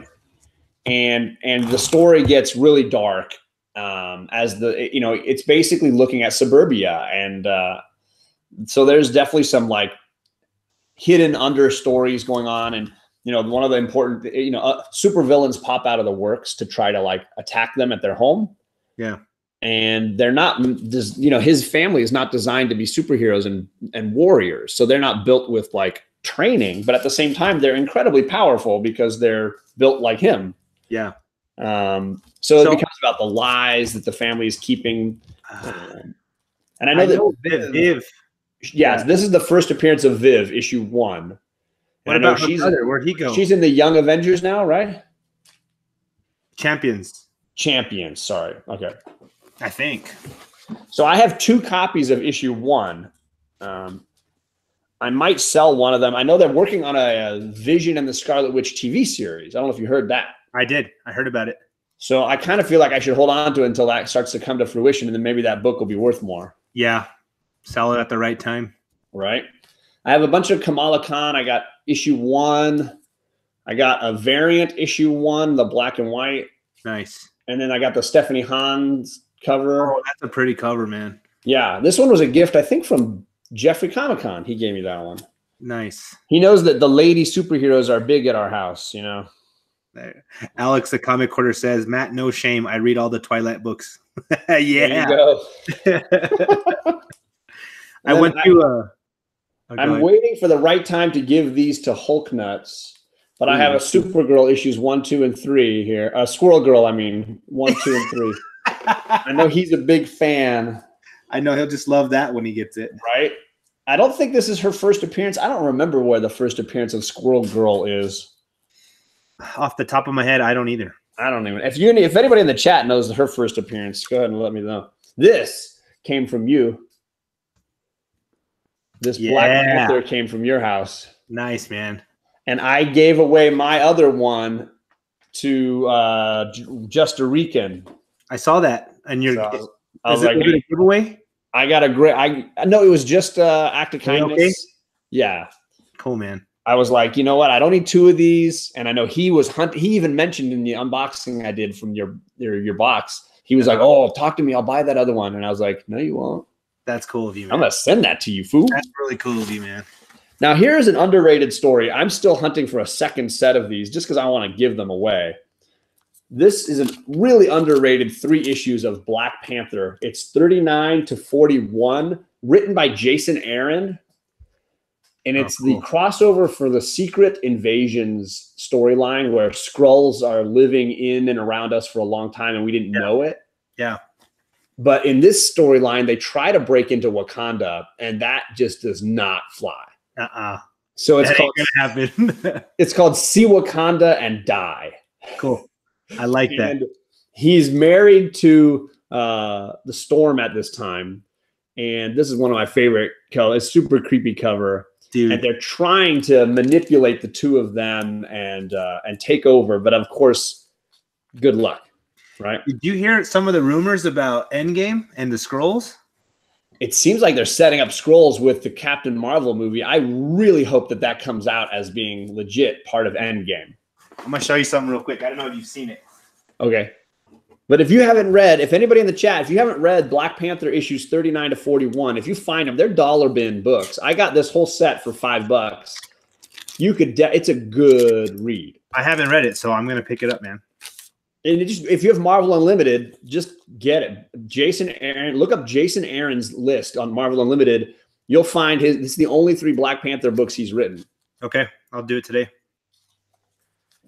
And I like the Secret Invasion storyline more or less, but this is the best part about it. Check out this little Skrulls book right here. Oh, baby.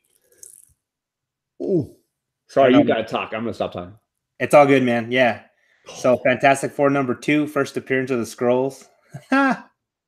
That's a yellow cover too. Those yellow covers are so awesome. Yeah, man. It's got a little bit of the marveling on it. The foxing on it. It looks amazing, dude. I picked this one up to flip it actually. And so, but I don't know if I want to do that anymore. Right, because those books keep going up. But then if the Skrulls pop, that book's going to even spike more. Yeah. Maybe this summer is the time to sell it. Yeah, man. That is a cool book, brother. I don't know if I'm spoiling anything, if anybody wants to hear this, but I'm going to talk about Endgame real fast. Do it. They're saying that Peter Parker may have been a Skrull. What? That died in Iron Man's arms. That's curious. Because he was in England for Homecoming. I don't know if it's true. I mean, that seems like a really elaborate con. It does, though, right? Because I don't know that a Skrull is going to risk its life by jumping on that ship flying into outer space. They might just be like, "I'll let Tony take care of this." Yeah, I'm going to stay back here at Earth. So I don't know if you've read any of the, I cannot pronounce it, Ta-Nehisi Coates' Black Panther. I haven't. I'm not a fan of that writer. Okay. Tell me about it. I really enjoyed it. I think it really did, what do they call it? The Afrofuturism style, where you get this sort of like African culture melded with this futuristic culture. Yeah. And I thought he did a really good job of creating a universe there. So I have like the first, 7 or 8 of those, plus a couple of like variant covers for some of the other Black Panther ones. Show that one again, man. That was nice. Yeah. It's like a really dark black cover. Sorry, I don't know how. Dude, I love that. Nasty glare on there. Sorry. That's cool though. Yeah. So I've got some of that run. I really dig it. Jason Aaron is the man. He is killing it on Conan right now. Yeah. 4.0. That's like a gem meant for me, says Alex the Comic Hoarder. And then I just got this from TJ, and it might have been my favorite cover in that TJ Watson thing that I got. I love Frank Cho. I think Frank Cho is an underrated artist. And he's really friendly on Instagram. Like he'll reply to you and leave comment, and he's really nice. And it's got Africa in the background, it's got Storm in the foreground, and then way in the back is Black Panther himself. I just really dig this cover. Like it took me a while to even see that the continent of Africa was in there. Sorry, Man, it's not really beautiful. I just dug this cover. I was like, yes, TJ knew I love Frank Cho, so he sent me some Frank Cho love for sure. And Storm is my girl, so that's like 2 wins right there. That's all my Black Panther. Then I've got Civil War and the Secret Invasions.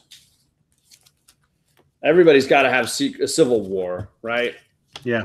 That's just or did you get rid of all of yours? Am I showing you stuff? That's one I kept, man, because that's one of the runs I'm trying to put together with all the tie-ins and crossovers. Yeah. And there's a lot of tie-ins and crossovers. I have about 50-something books right now of everything. That's amazing. That's got to be over half, right? Yeah, I think there's 102.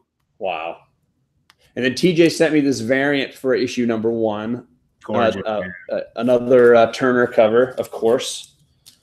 TJ loves his Turner, as we all do. And then I have the Secret Invasion storyline with the Skrulls. Several really cool covers in there. Obviously, this one with all of them looking like there might be Skrulls. Mm-hmm. It's a decent storyline. I don't think it played out in the end as well as I would have hoped. The ending bugged me a little bit. Yeah? Yeah. It was all right, though. It was good. And then, of course, I have Secret Wars, which I've had since I was a kid. I love Secret Wars. Heck yeah. I think if you grew up reading comics the same time I did, it's just, this cover is obviously one of my favorite ever. Burned in your brain. Yep. Right?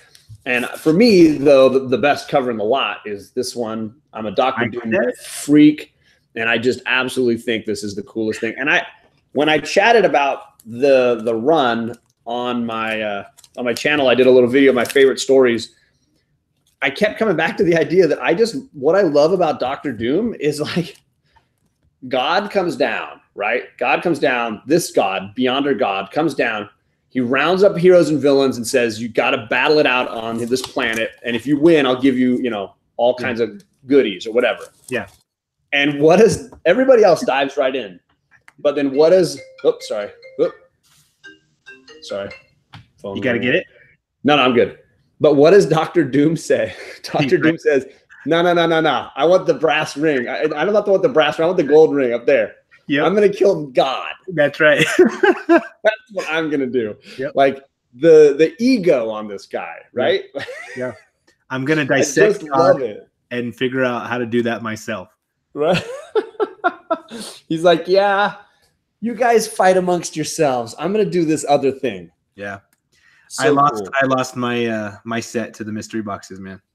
Oh, the whole set of Secret Wars? Yeah, Secret Wars 1 and 2. And I had my 8 signed by Shooter, Zek, and Beatty.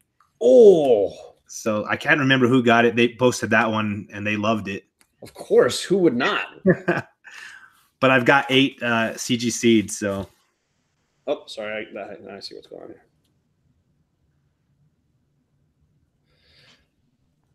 What was the hardest one for you to part with when those boxes went out? Man, Death in the Family was pretty hard. The new origin of Jason Todd and the Batman. Man,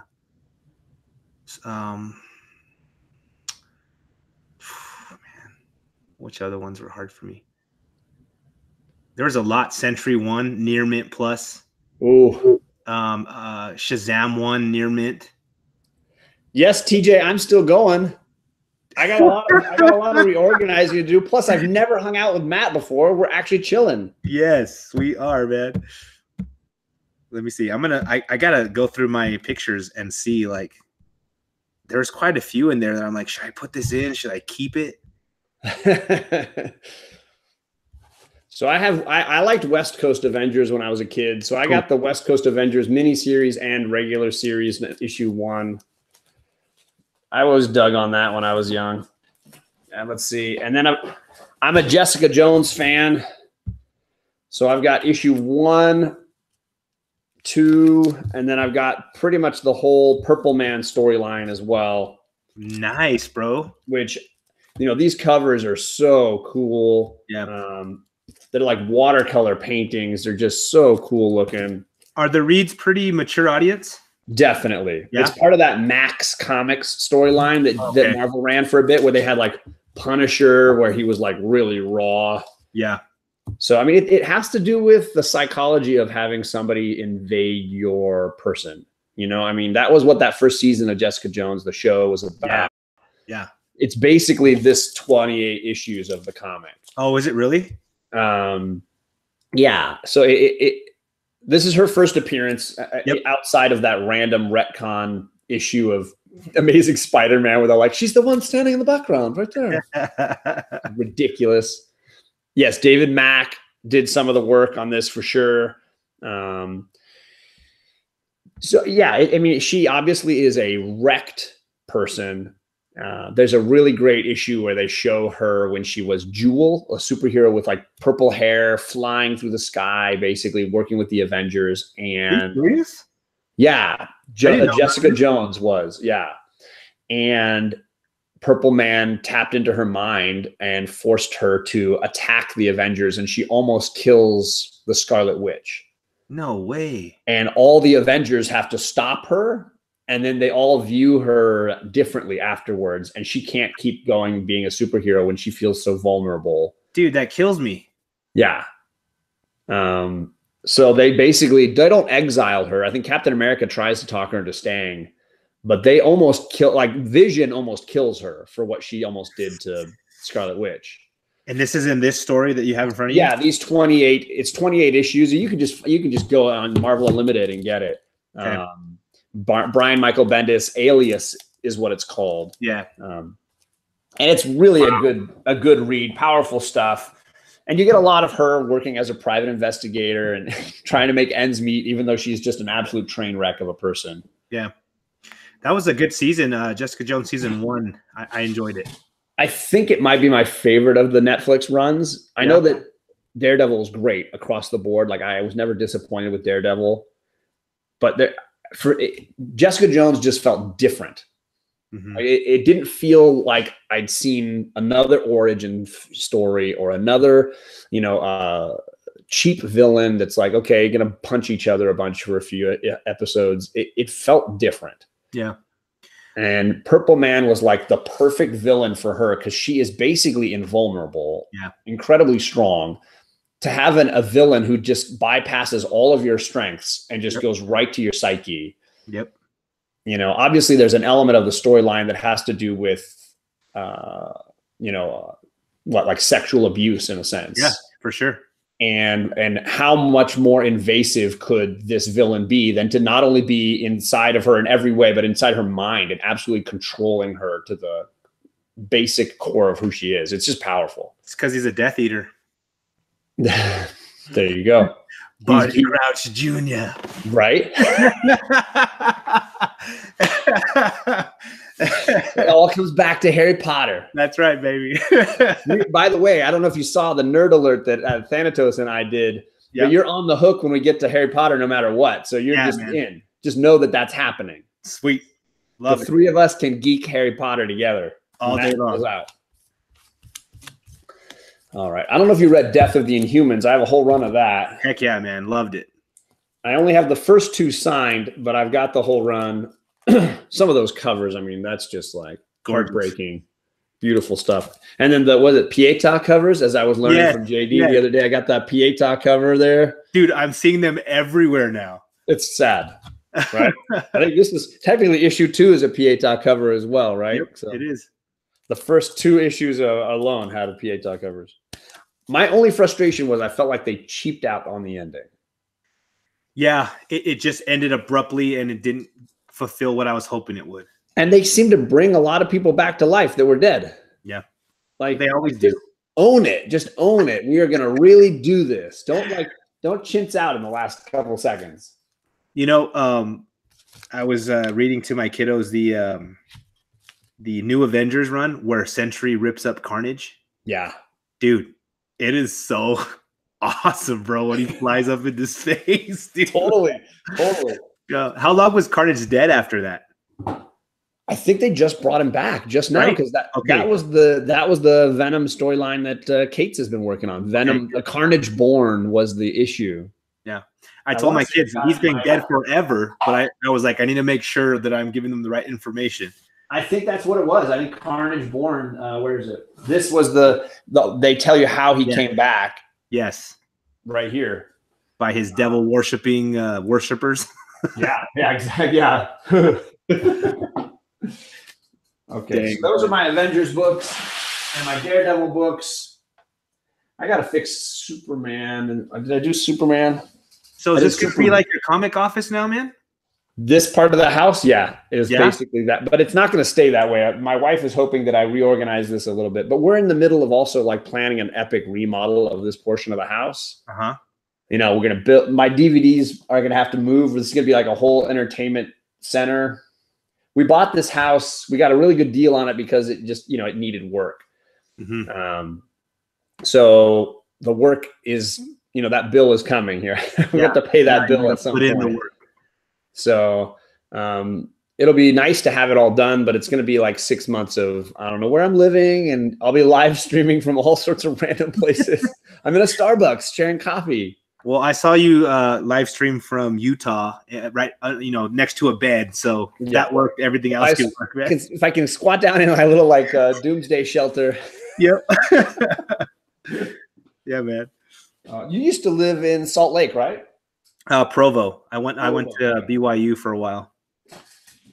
Oh, yeah, we've loved going up to Bryan Head every year for the last like 6. It's been amazing. Yeah, it's cool, man. It's a beautiful place. Oh. Okay, so now I'm getting into here I got more of those Green Lantern trades. I got pretty much all of them, but I was told to stop. I got to Blackest Night and everybody's like, stop reading. Yeah. They told me I needed this, which is Blackest Night. I need to get Green Lantern Blackest Night. Yeah. And then I need to get Green Lantern Core Blackest Night. I'm trying to see if I have those. I don't know that they're even printing those anymore. So I'm going to have to figure out how to make that work. No, I don't have those. I just have Blackest Night. That's where I am. All I have is the Blackest Night. I did read Sinestro Core War, so I'm basically right there on the end of the run here. You know how hard it is for me not to keep reading? Yeah. Because I want it to be fresh when Matt and I talk about it, you know? Sure, of course. And so I stopped right at Secret Origin and like No Fear and Rebirth is staring me in the face. And I'm like, I just want to keep going. So I'm sure you do something similar, but I keep all the letters we get. So here's the Emma and from Emma and Scarlet. That's awesome, man. But like anytime somebody sends me a little note, I keep them all. So this is from Carlito. I don't know if he's still in the chat. Let's see what else I got here. It's just awesome to have. Some of them I have to bag and board. I don't want them to get all damaged. There's one from Jeffrey. I'm looking through the chat. I don't see him there anymore. He was, yeah. I've been on for a while, so I understand. No offense taken. People need to do stuff. My TJ Watson letter with the wax seal at the back. That's awesome. Your Hogwarts letter. Yeah, exactly. You have made it. That's right, man. All right, here we go. I'm gonna bag and board some of these that got a little bit loose here. Did I tell you the story about my son when we gave him the Harry Potter the Hogwarts acceptance letter? What'd you do? So we found some on eBay that were exact identical to the movies. Nice. And then we made a big deal about it, getting dropped off, and the other kids pretended that they saw owls. And so he went to the door, and there it was, and it's like to my son's name upstairs in the bedroom second bunk. Wow. You know? And so he opened it, and he believed 100% that he was a wizard. Oh. And he's like, I told you I was different. I knew I was a wizard. Oh, but is that going to be one of those letdowns, like when you give somebody a fake lottery ticket or something? Yes, bro. He goes to school and starts telling everyone he's going to leave. It's the last year he'll see them. He's going to Hogwarts. And finally, mean kid comes up to me. He's like, dude, you know Hogwarts isn't real, right? Like, you're not going to Hogwarts for real. He's like, no, it is real. So he came home and we actually had to have a talk about it, man. Oh no. So devastated. Was he so mad at you? Dude, he was devastated. He started crying. He wouldn't stop for about an hour just that he wasn't. Oh man, poor guy. So I second thought it because I thought it was the coolest thing in the world for him to get his acceptance letter. Yeah. And then after seeing him break like that, I was like, what did I do as a parent? Like, what did I just do? Did I just permanently scar my child? Sorry about that, man. Oh man. Yeah. It's just I felt so bad for him, man. Poor guy. I know Kate was like, we did it. So we did ours with a stuffed animal owl on the porch. Yeah, I remember hearing about it. And my mom did this big calligraphy one, which now she's got 5 other grandkids. I keep telling her, like, you should start now. Like, just start making everybody's Hogwarts letters now. Yeah. So you have 3 kiddos, John? I've got 2, and both of my brothers have 2. Okay. I thought earlier I heard you say you had someone older than Kate. No, just those 2 girlies. Okay. All right, so now I've got to find a home for my Wolverine run, which is basically just Laura Kinney. Nice. I don't know that I have like really like a whole lot of regular Wolverine, except that Frank Miller stuff. Pope Cerberus says that my son's going to be Slytherin for sure now. Oh, man. Popcom's taking off. See you later, Mike. Good to see you, man. I think I've talked about you. Have you read the play? Yes, absolutely, man. I want to see that. Me too. I can't imagine how amazing that would be in person. What do you think about Fantastic Beasts? Are you enjoying the movies? I only saw the first one and I didn't love it, so I didn't see the second one. So I did not like the first movie at all. Yeah. Second one blew me away. Oh, really? So give it a shot, man. Yeah, that's definitely the ringing endorsement I needed. Yep. Give it a shot. What's going on, ladies? Okay. All right, let's see here. So I'm going to build a Wolverine box. The problem is I don't have a lot of Wolverine trades. So I think I'm just going to use, like, I've got a huge stack of trades down here. I'll just use a few of those. So I've got Constantine. I'll use a Constantine at the front. He seems like he's got a similar attitude as far as cigarettes go. And let's see what I got down here. Heck yeah, Kachun, Gryffindor for life. Ooh, and I'll do God Country. So here's the trade that I'll show you the remark here. I don't know how well it'll show up, but you can see the sword.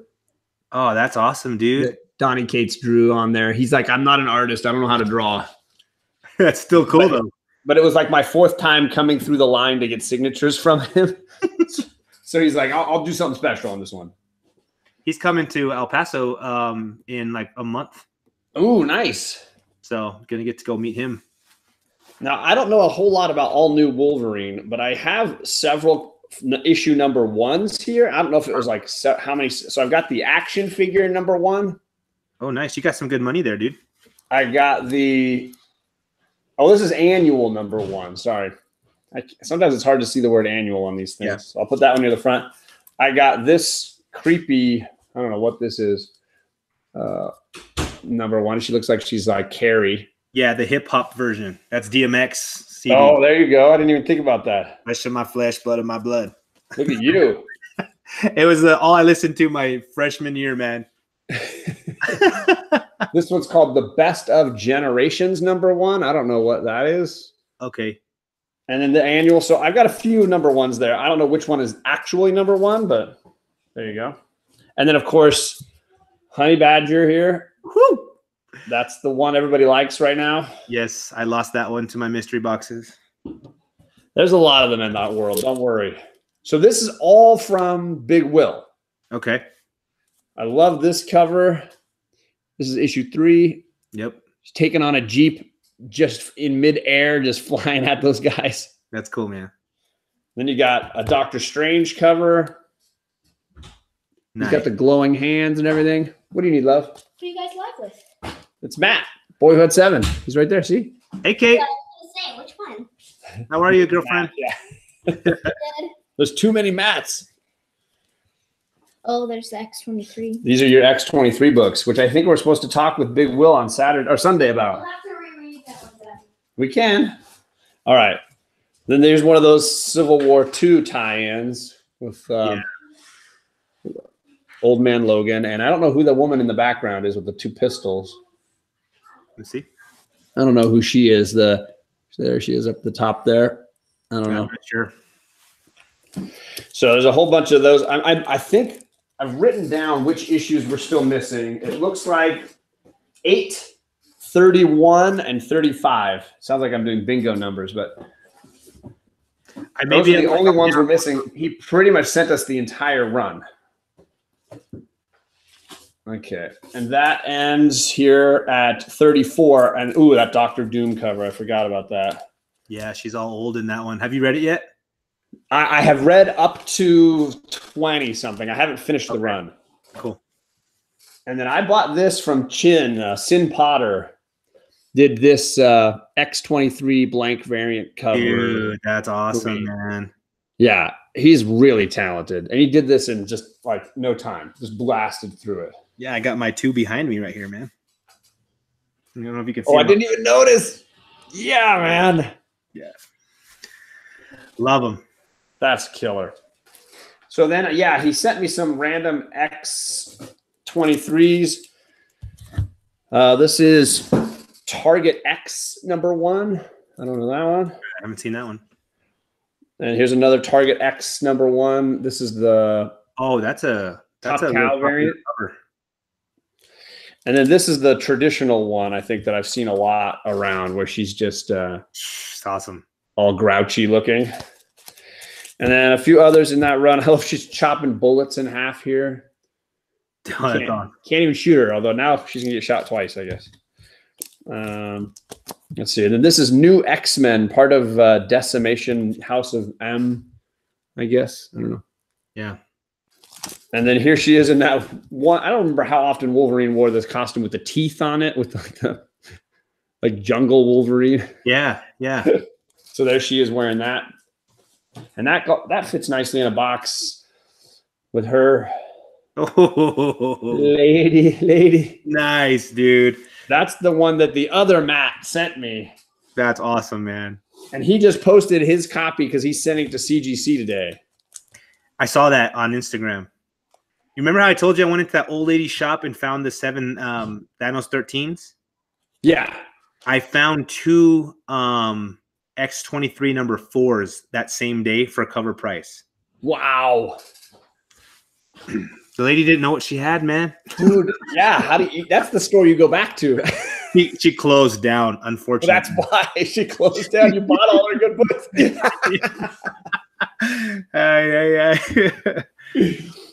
When I was collecting, this was a huge run. This was very popular. I don't think it's worth all that much now. How's the read? I haven't read that one. It's all right. It's interesting. Some of it's a little like they used a little bit of it in that really awful Wolverine movie, Origins. X-Men Origins Wolverine, the one with Liv Schreiber as Sabretooth. Yeah, with Deadpool in it, but not Deadpool. Yeah, well, yeah, some version of Deadpool. Yeah. Let's see here. Okay, I got some of that Old Man Logan run. I haven't gotten very many of the issues yet. Nice. But it's a great run. This is the creepiest cover, man. Dude, yeah, that is. Red Skull wearing the Captain America. And then it ends with giant-sized Wolverine #1 with him battling the Hulk there. Yeah, man. So I have those 3. Those are the only 3 issues in that run that I've got, but I really do like that storyline. It's really good. That's the Old Man Logan? Yeah. Yeah, that's I barely read that for the first time last year because I was out of the game. That's a tough one. That's a graphic read, man. It is amazing though. Yes, absolutely. And I've loved Old Man Hawkeye, and now I'm on Old Man Quill. Nice. Same here. You got to have this. Woo! Frank Miller. Heck yeah, man. I think I bought this for $10 when I was a kid. Are you kidding me? Oh, yeah. Dude, nice. And then, of course, now thanks to Big Will, Love it. I'm a 2-time owner there on that one. Love it. I sent the third one I sent to Ryan Cool. because he hates Wolverine. He does. I'm always shocked when I watch him. He's like, yeah, I don't like that guy. Yeah. So I don't know what the value is on this one. This is one of the ones TJ I think sent me. It's Big Will sent this. Marvel Comics presents Wolverine #1. Oh, that's nice. So this is another one of those runs with him because I know that's where I want to say that's where all the like Weapon X first appeared. Hey, Comic Head 84 saying he's never read Old Man Logan. Wow. You know what? Neither had. I just read it last year, so yeah, and neither had Jeffrey. Jeffrey's like the huge Hulk fan, and I was like, Hulk is important. Yep. And he hadn't read Planet Hulk either. I still got to get Jeffrey to read Planet Hulk. Oh my goodness! I was like, those are my favorite Hulk stories. So yeah, he needs Comic Head 84. You got to read it, man. It is amazing. I was flying to Washington and reading it and crying in the plane, and people are looking at me like I'm crazy. Sorry, John, didn't mean to cut you off there. No, this is just that. This is the X-23. She's in a test tube. That's awesome, man. I don't know that it's worth as much as the joke value. All right, so I got some of those, and then this was the Return of Wolverine Scotty Young variant that somebody sent. I think Big Will sent me this as well. I love that, man. So that one is in with the Wolverine. So that's my Wolverine box. I think that one's pretty good. Oh, I should put this one in there. I won this. Of course, I win. I won this off of JD. Oh yeah, signed by Charles Soule at the bottom there. Yeah, I see it. And this has got the COA involved on that one. Nice, man. So that one will go in there. Midtown, right? What's that? It's a Midtown book. Yes. He sent me a whole bunch of signatures, and I got to put them in the right bins. I just realized there's a few Avenger ones that I didn't put where they go because this is the only Clayton Crane book that I own, as far as I'm aware. Avengers #1, signed. His signatures across the bottom there. Okay, I see it now. That guy is talented, man. Yeah, I've just never been able to get many of his books. And this one I won from I Love Signed Comics. He does great giveaways, monthly giveaways. Yeah. And this was the only other Steranko book I've got. Oh, that's cool, man. Signed by him there at the bottom. Who's that on top of Nick Fury? I don't even know. He looks like the guy from Thor's, right? The Sentinel or whatever that protects. Oh yeah. Mm-hmm. But I don't know if it's that who is. It says, "Behold the Savage Sky." I don't know if the character's name is Savage Sky. Crazy. And like I said, loved some Frank Cho. This is another one that JD sent me in that gift. That's cool. This is a. Let's see, is that not a Midtown? It's a Frank Cho exclusive, so it must have come from his site. That's awesome, man. All right. Thankfully, I finally emptied one of these boxes. This should be for the stuff I'm currently collecting. So I'm going to put Heroes in Crisis is going in there. Much to Matt's joy. I'd say there's a trash can nearby, you know what I mean? No, I can't. I didn't read all of it, so I didn't like issue 1. I got Criminal, I got Old Man Quill, I got Guardians, and I got Heroes in Crisis. Cool. That's what I'm getting right now, plus Immortal Hulk and Venom. Those are pretty much most of the ones I'm getting right now. I did not realize how many versions of Venom #1 there are. Yeah. That Donny Cates run. Oh, yeah. So I got the regular signed by Donny Cates. Nice. I got a Midtown version signed by Donny Cates. And then this is a Clayton Crane. I realized there's another Clayton Crane I got. This one I think Kachung sent me. That's cool. Kachung took off right now. Oh, just in time for me to share something he gave me. He's commuting home. Okay. Yeah, I like having a box that's just for what I'm reading right now, or collecting right now, because otherwise I lose track of stuff. Let's see. Oh, man. There's so many boxes around me. I know, man. I know. It's like you never realize how much of a hoarder you are until you see it all up close. You know, people that didn't know that I did this whole comic thing, when they come to my house, and you know, some of the wives of my friends will go upstairs with my wife and they'll play makeup or whatever and hang out and talk. And they go into my room and I have shelving just full of my boxes, and they come downstairs like, well, I didn't know you liked comics that much. They don't see this room. I thought this was right at the bottom of the stairs. See it, but it's just like, okay, that's his little nook, you know, because it's not big, you know. But then they go up there, they see all my white boxes all along one whole wall of my room, you know what I mean? And they're like, wow, wow. Oh man. See, Pope Service says the Molina number 3, 1 in 25 is crazy priced in that Venom run. I don't know that I've seen that. All right. Oh, Kachung was here. He saw it. Okay, good. Woohoo. He'll be starting Green Lantern Secret Origins tonight. Yeah. He's going to be ready for you. Yes. Kachung, have you read it before? Or is this your first time? He doesn't say. He might have already gone. Yeah. So this is my indie books right here. Let's see. It's a lot of, you know, this isn't that. So I got some of that Bone Parish cover.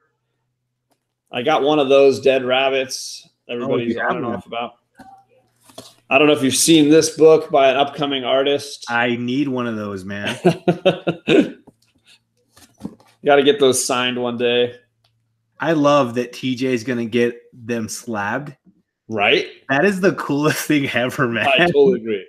Yeah. Love it. Die and Middle West. I need to read that because that's what you guys are going to go over for book club, right? Yes. We'll do issues 2 and 3, I think. I'm going to have to read it. Oblivion Song. Some people, like Bueller, loves Oblivion Song. I got the first 6 issues just on his recommendation alone. Got some Red Sonja. Got some, let's see, Hex Wives, Walking Dead. It's just all those, like, you know, sometimes you just start collecting things, you know? Yeah. Like, Yeah. You got Vampirella. Everybody likes a little Vampirella.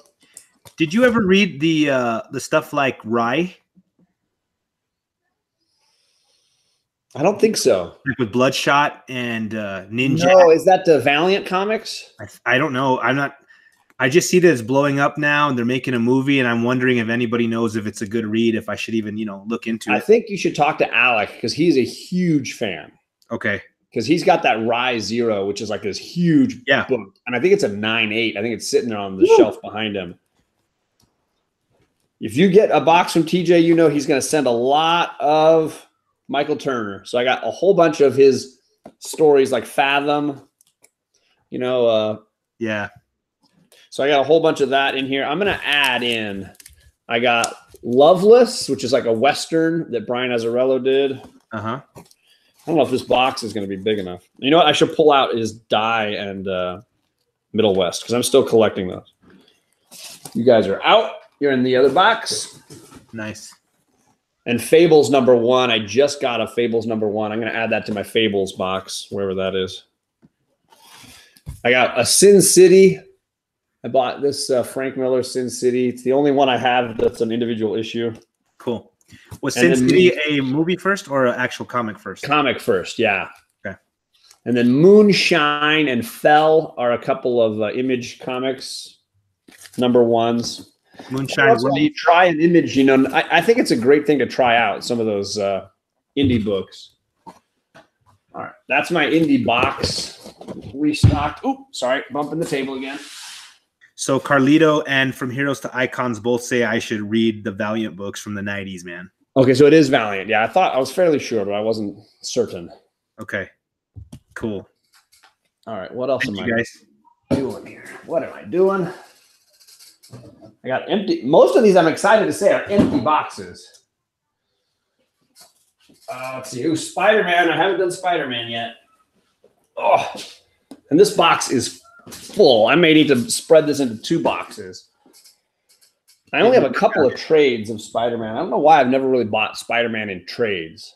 I usually do, but somehow I missed that one. All right. And I have several, you know, when you see the top loaders, that there's some good books in that stack. Yep. So I've got to get this one slabbed. Nice. I got to get this one slabbed. Oh my goodness. I got to get this one slabbed. Woo! And then this is the one that TJ sent me. So these are all my to be slabbed set here. Those will go in the Spider-Man box here. Sexy, man. All 4 of them. I'm super scared of that bill. You know what? With them being modern books, though, it's not going to be too horrible. But I think because they're so valuable, you know, isn't there like a, sorry, I'm trying to reach under the table. Isn't there like a price point at which they like go way up in cost to slab? Yeah, it's true. But I mean, I don't know. So when I sent my books in recently, I called BS Comics and we conversed for a long time. And he's like, you know what, Matt, if your book's a $400 book, just do the $200 tier, you know? And he's like, the horrible thing is, say they send them back to you, they're only going to insure those books for $200. So if something does happen, you lose half your money on the book. But he's like, I've done this so many times and never had one issue. They've never said, oh, this is actually a $400 book, we're going to charge you a little more. No, unless you're putting like an X-Men 1 for $200, he says. Sure. You'll be fine if you're within $400, $500, $1,000. Oh, well, then maybe I wouldn't be so worried, because I know like there's people throwing down crazy money for this book. Yeah. Is that it? What's the grade? Do you know? I would say that this is at least a 9.4. Yeah. So you've got a $300 book right there, man. And I would say the same probably with my Gwen Stacy. My Ultimate Fallout might be a 9. Yeah. So those are all. This is a TJ Watson pedigree, so you know that's going to be good. Yeah. Yeah, man. Okay, so here we go. Spider-Man box. I got this trade, The Death of Gwen Stacy. It's my favorite Spider-Man story. Yeah. So I've had that since I was a kid. And then I got this one from Comic Tom. I don't think I've ever read it. Avengers versus New Ultimates, Mark Millar, Death of Spider-Man. But for now, it's just a place filler, holds the space. And we can dive right into, let's start with the regular Spider-Man from the 90s. Yeah, my favorite. And of course, everybody, if you were collecting in the 90s, got some of those. So definitely got my 1, 2, 3, 4. I used to have a T-shirt with this on it, number 5. I love it. I love the he's like all just shredded, his hair sticking out of the top. Yeah. I used to freak out when I would read that as a kid because the drums, boom. Yeah. Boom. Boom. So good. Creepy, yeah. And the girl, she's doing the like voodoo dance or whatever. Yeah, man. And then Hobgoblin and Ghost Rider, issues 6 and 7. This is one of my all-time faves. Issue, it's in the wrong order. Sorry, I'll save it for a little bit. Don't jump to 15 when I'm on 8, 9, and 10. So this is the Wolverine storyline. Not a great storyline, but not bad. 8 through 13, 12. 8 through 12. This is the fun black suit. Love it. Version, right? My favorite covers, man. Morbius. Nice. Kind of fun. But then this is the one that I love, is the one with Beast. Yes. Talking about being a parent and how hard it is and raising a mutant child potentially, and just really great stuff. Yep. Then you got the weird Liefeld Sideways crossover with X-Force. Cool. And then this is a great read too for those that love the Infinity Gauntlet. It's just a good tie-in. Yeah, man. It's a solo standalone story. It just runs well on its own. I've got I told you, I think earlier, the crossovers tie-ins for Infinity Gauntlet, Infinity War, and Infinity Crusade. Nice. So that's a lot. That's a lot of books. Yeah. I love the Eric Larson run. So this is the Revenge of the Sinister Six. And this is the background for my YouTube channel. Yeah, man. With the fold-out cover. 26 and 27 I got as well. This is is this the one that's all hot right now, or is it the American? I think it's the Amazing Spider-Man one that's popular. Yeah, it's the other one because it's the first appearance of Spider-Man 2099. Yeah, which now they're apparently at least in the movie they're retconning that as Miles Morales now. Are you serious? Well, that's what the movie shows. Oh, so did I just spoiler alert? No, I watched it, but I missed the end of the movie. The implication is that that's Miles trying to go back in time to fix something, that he's wearing the 2099 suit. That's right. I totally didn't even put that together, man. So they basically changed that character to be Miles. That's nuts, man. Now, I don't know if that's just that one universe or whatever, but there you go. All right, so I'm going to drop this one in with issue number 1. Nice. Spider Girl, Penny Parker.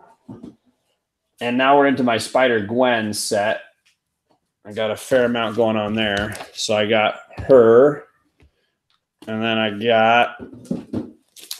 got this issue. Nice. My short box that I've got behind me. And then I got this issue 25 variant version or whatever, where she's like Gwenum. They had to just change her name to be everybody, right? Yeah. Just a bunch of different Spider-Gwens. Throw those in. How are the reads on those, man? I never got it to Spider-Gwen until I saw the movie, and I'm like, okay, I need to go start reading some. My biggest problem was they kind of kept moving her from one universe to another. Okay. So they had her in her own universe, then they plunked her down in our universe. Then this new run, this current one, they've plunked her down in another alternate universe. Like it seems like they can't just stick to it. I liked her in her own universe. I liked the idea that Matt Murdock was the Kingpin and that Peter Parker had become the Lizard, and all these, like, they had really just sort of reinvented and flipped the whole universe on its head. And I thought it was fascinating because I would totally buy Matt Murdock as the Kingpin. Yeah. And having read that when they basically did that storyline in the Bendis and Brubaker run, yeah, I bought it. Like I could see him getting to a place where he just wanted to control the neighborhood, you know? Yeah.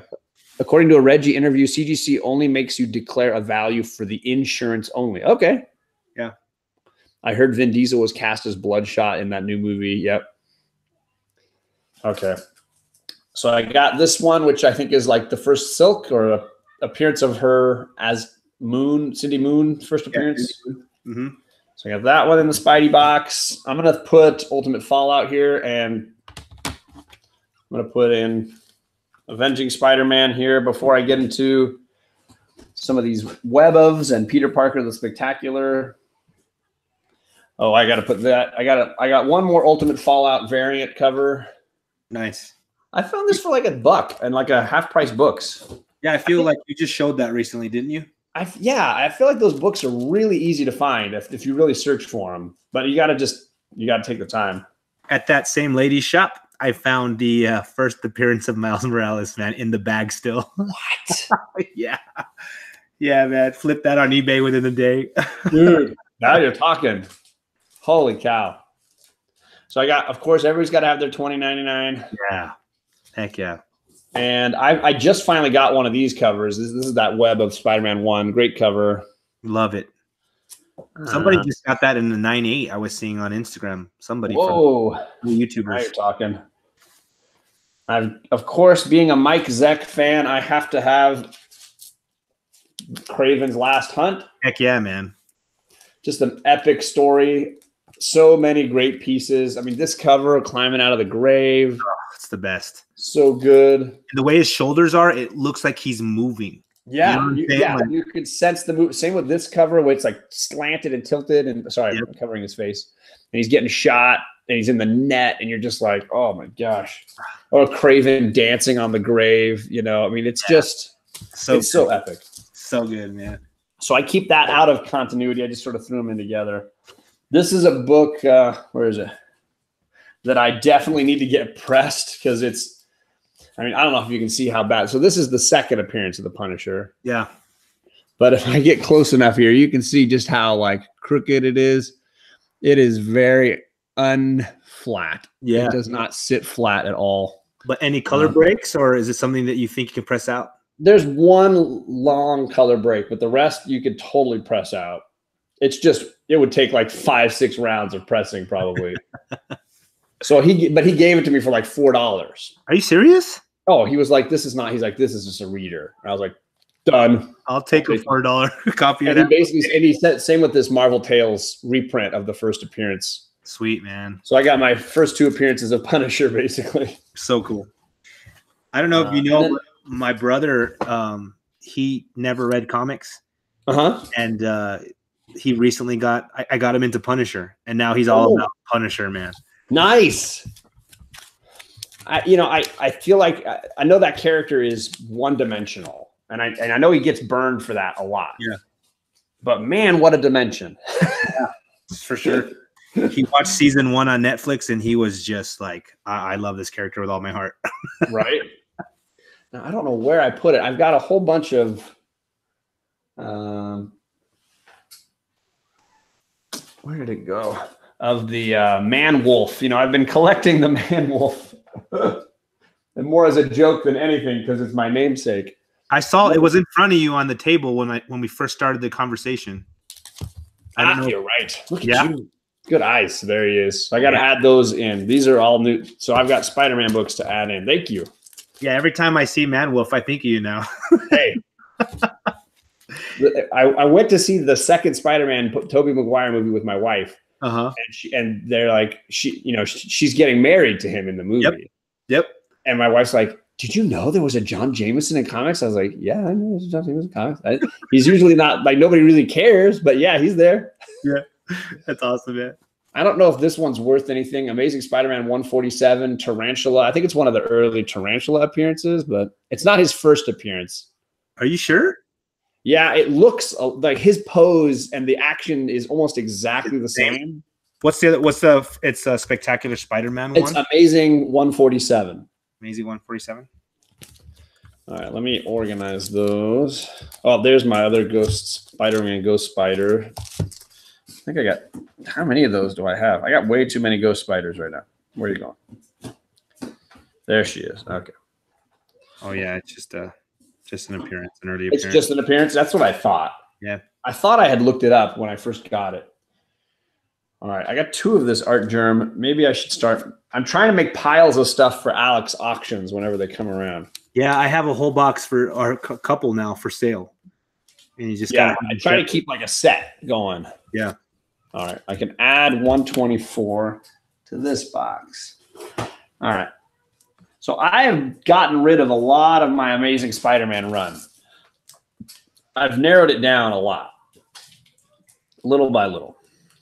I still have some of those early suit, stuff. Isn't that the one when he goes home in the plastic, the paper bag Spider-Man? Yep, with a paper bag on his head. Yeah. Yeah. All right, let's see here. And okay, that's good. I don't have a lot in the 200s anymore. I used to have a 299 and a 298, and I kind of got rid of a lot of that stuff. Yeah. My ASM run is, maybe I should keep the ASMs out of here. Just do it, everything but ASM in this box. You thinking about getting rid of them or what? Little by little. I mean, I don't have a whole lot of love for some of I keep the Eric Larson stuff. That's the stuff I love. Yeah. I don't know. What do you think? I'm kind of doing the same thing. I have all my ASM right now behind me in a box for sale. That's funny. So, I mean, I feel you. I did a big lot of the McFarlane stuff in my last auction, like I said. And I've got another set aside already because I was into it at the time. But I just lost a lot of the interest. I don't know. Yeah. So, okay, I got I'll do an Amazing Spider-Man box and then everything else in the other box. Let's see here. Blah, blah, blah. So I have some of those early, his face is on the cover. 315. Cover books. Sadly, I don't know that I have, was it 313 or 316 is the one, right? Yeah, that's with Venom on the cover, and that's got that beautiful purplish pink. Yeah, exactly. I got this one, but it's really beat. I mean, you can see I've been reading that one for a long time. Yep. All right, let's see here. I know that some people tell me 375 is important. I don't know if that one's important. That's one of my favorite covers ever. It's a That's like classic. my Bagley. Yeah, man. Bagley knows his stuff for sure. Okay, I can put that Amazing Spider-Man 299 or 799 because that's this one, right? Yep. The Red Goblin. Yep, and he's coming back, so And keep him. I think that's what this Cho cover is. This is 799 as well. Okay. Variant edition. So I got a whole bunch in that run. Yeah, he is coming back, right? Yeah, Is Donnie going to use him? I think so. That's where the rumor came from. Donnie himself, I think. Okay. All right. Well, that is a box that's just the Amazing Spider-Man. What I need, some trades to shore it up a little bit. This thing's going to fall apart. All right. What goes with Spider-Man? I don't know. I love how you've been on live like the last couple days just for hours, man. Me? Yeah. Yeah, dude, it's the best, man. I'd be doing this no matter what. So I don't know if you've read Bendis's Powers. No, I haven't even heard of it. It's an Image comic all about police officers who investigate superhero problems. Oh, I like that. The first one is called Who Killed Retro Girl?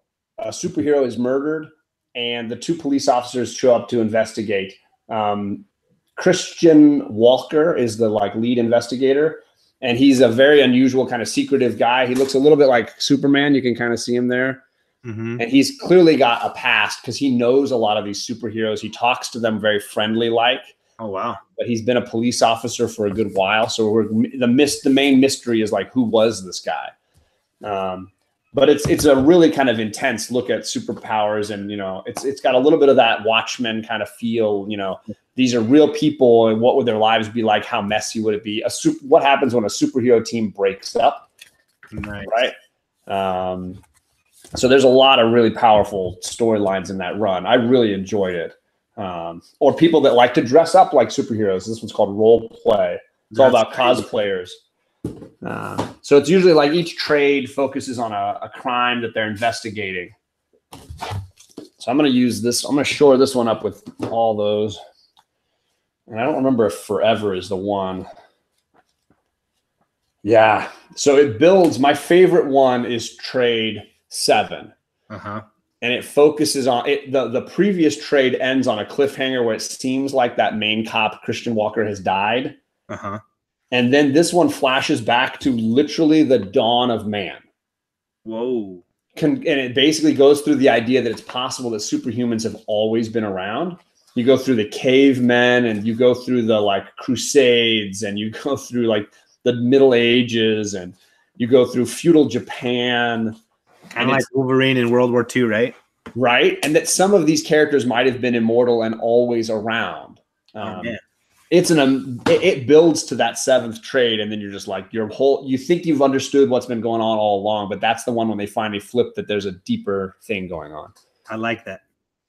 See, and I can't believe we've had over 10 people in here all this time. It's insane. Okay, I think I'm good on Spider-Man now. I've got 2 boxes for Spidey. Okay, good. But they're really loose. You know what? I'm worried they're gonna fall over and something's gonna get damaged. Yeah, you need to put something else in there, huh? Yeah, I'm gonna put Sin City in this other one. I got 3 trades for Sin City. I'll put those. I'm a Frank Miller junkie. All right, that'll shore that up a little bit. There we go. Oh man. This is amazing. I can't believe I still have so many. I feel like nothing has happened. I feel like I'm in the exact same place. Nothing has changed. Oh, man. Oh, my goodness. All right, I'm going to take a break and get lunch. All right, brother. Thanks for joining me, Matt. This is awesome, man. I really appreciate you letting me just come on and hang out. I had nothing else to do, so works out. Well, clearly I'm not doing anything valuable. No, it's just little by little sorting, reorganizing. Cool deal, man. Brother. Well, you have a good one, man, and thank you for having me on. Say hi to all the fam for us. Same here, brother. Okay. All right. Later. And thanks everybody for joining in the chat. I appreciate it. And I'll probably do another one of these at some point. So I still got more to do. Hopefully you've enjoyed some of this. Bye, guys.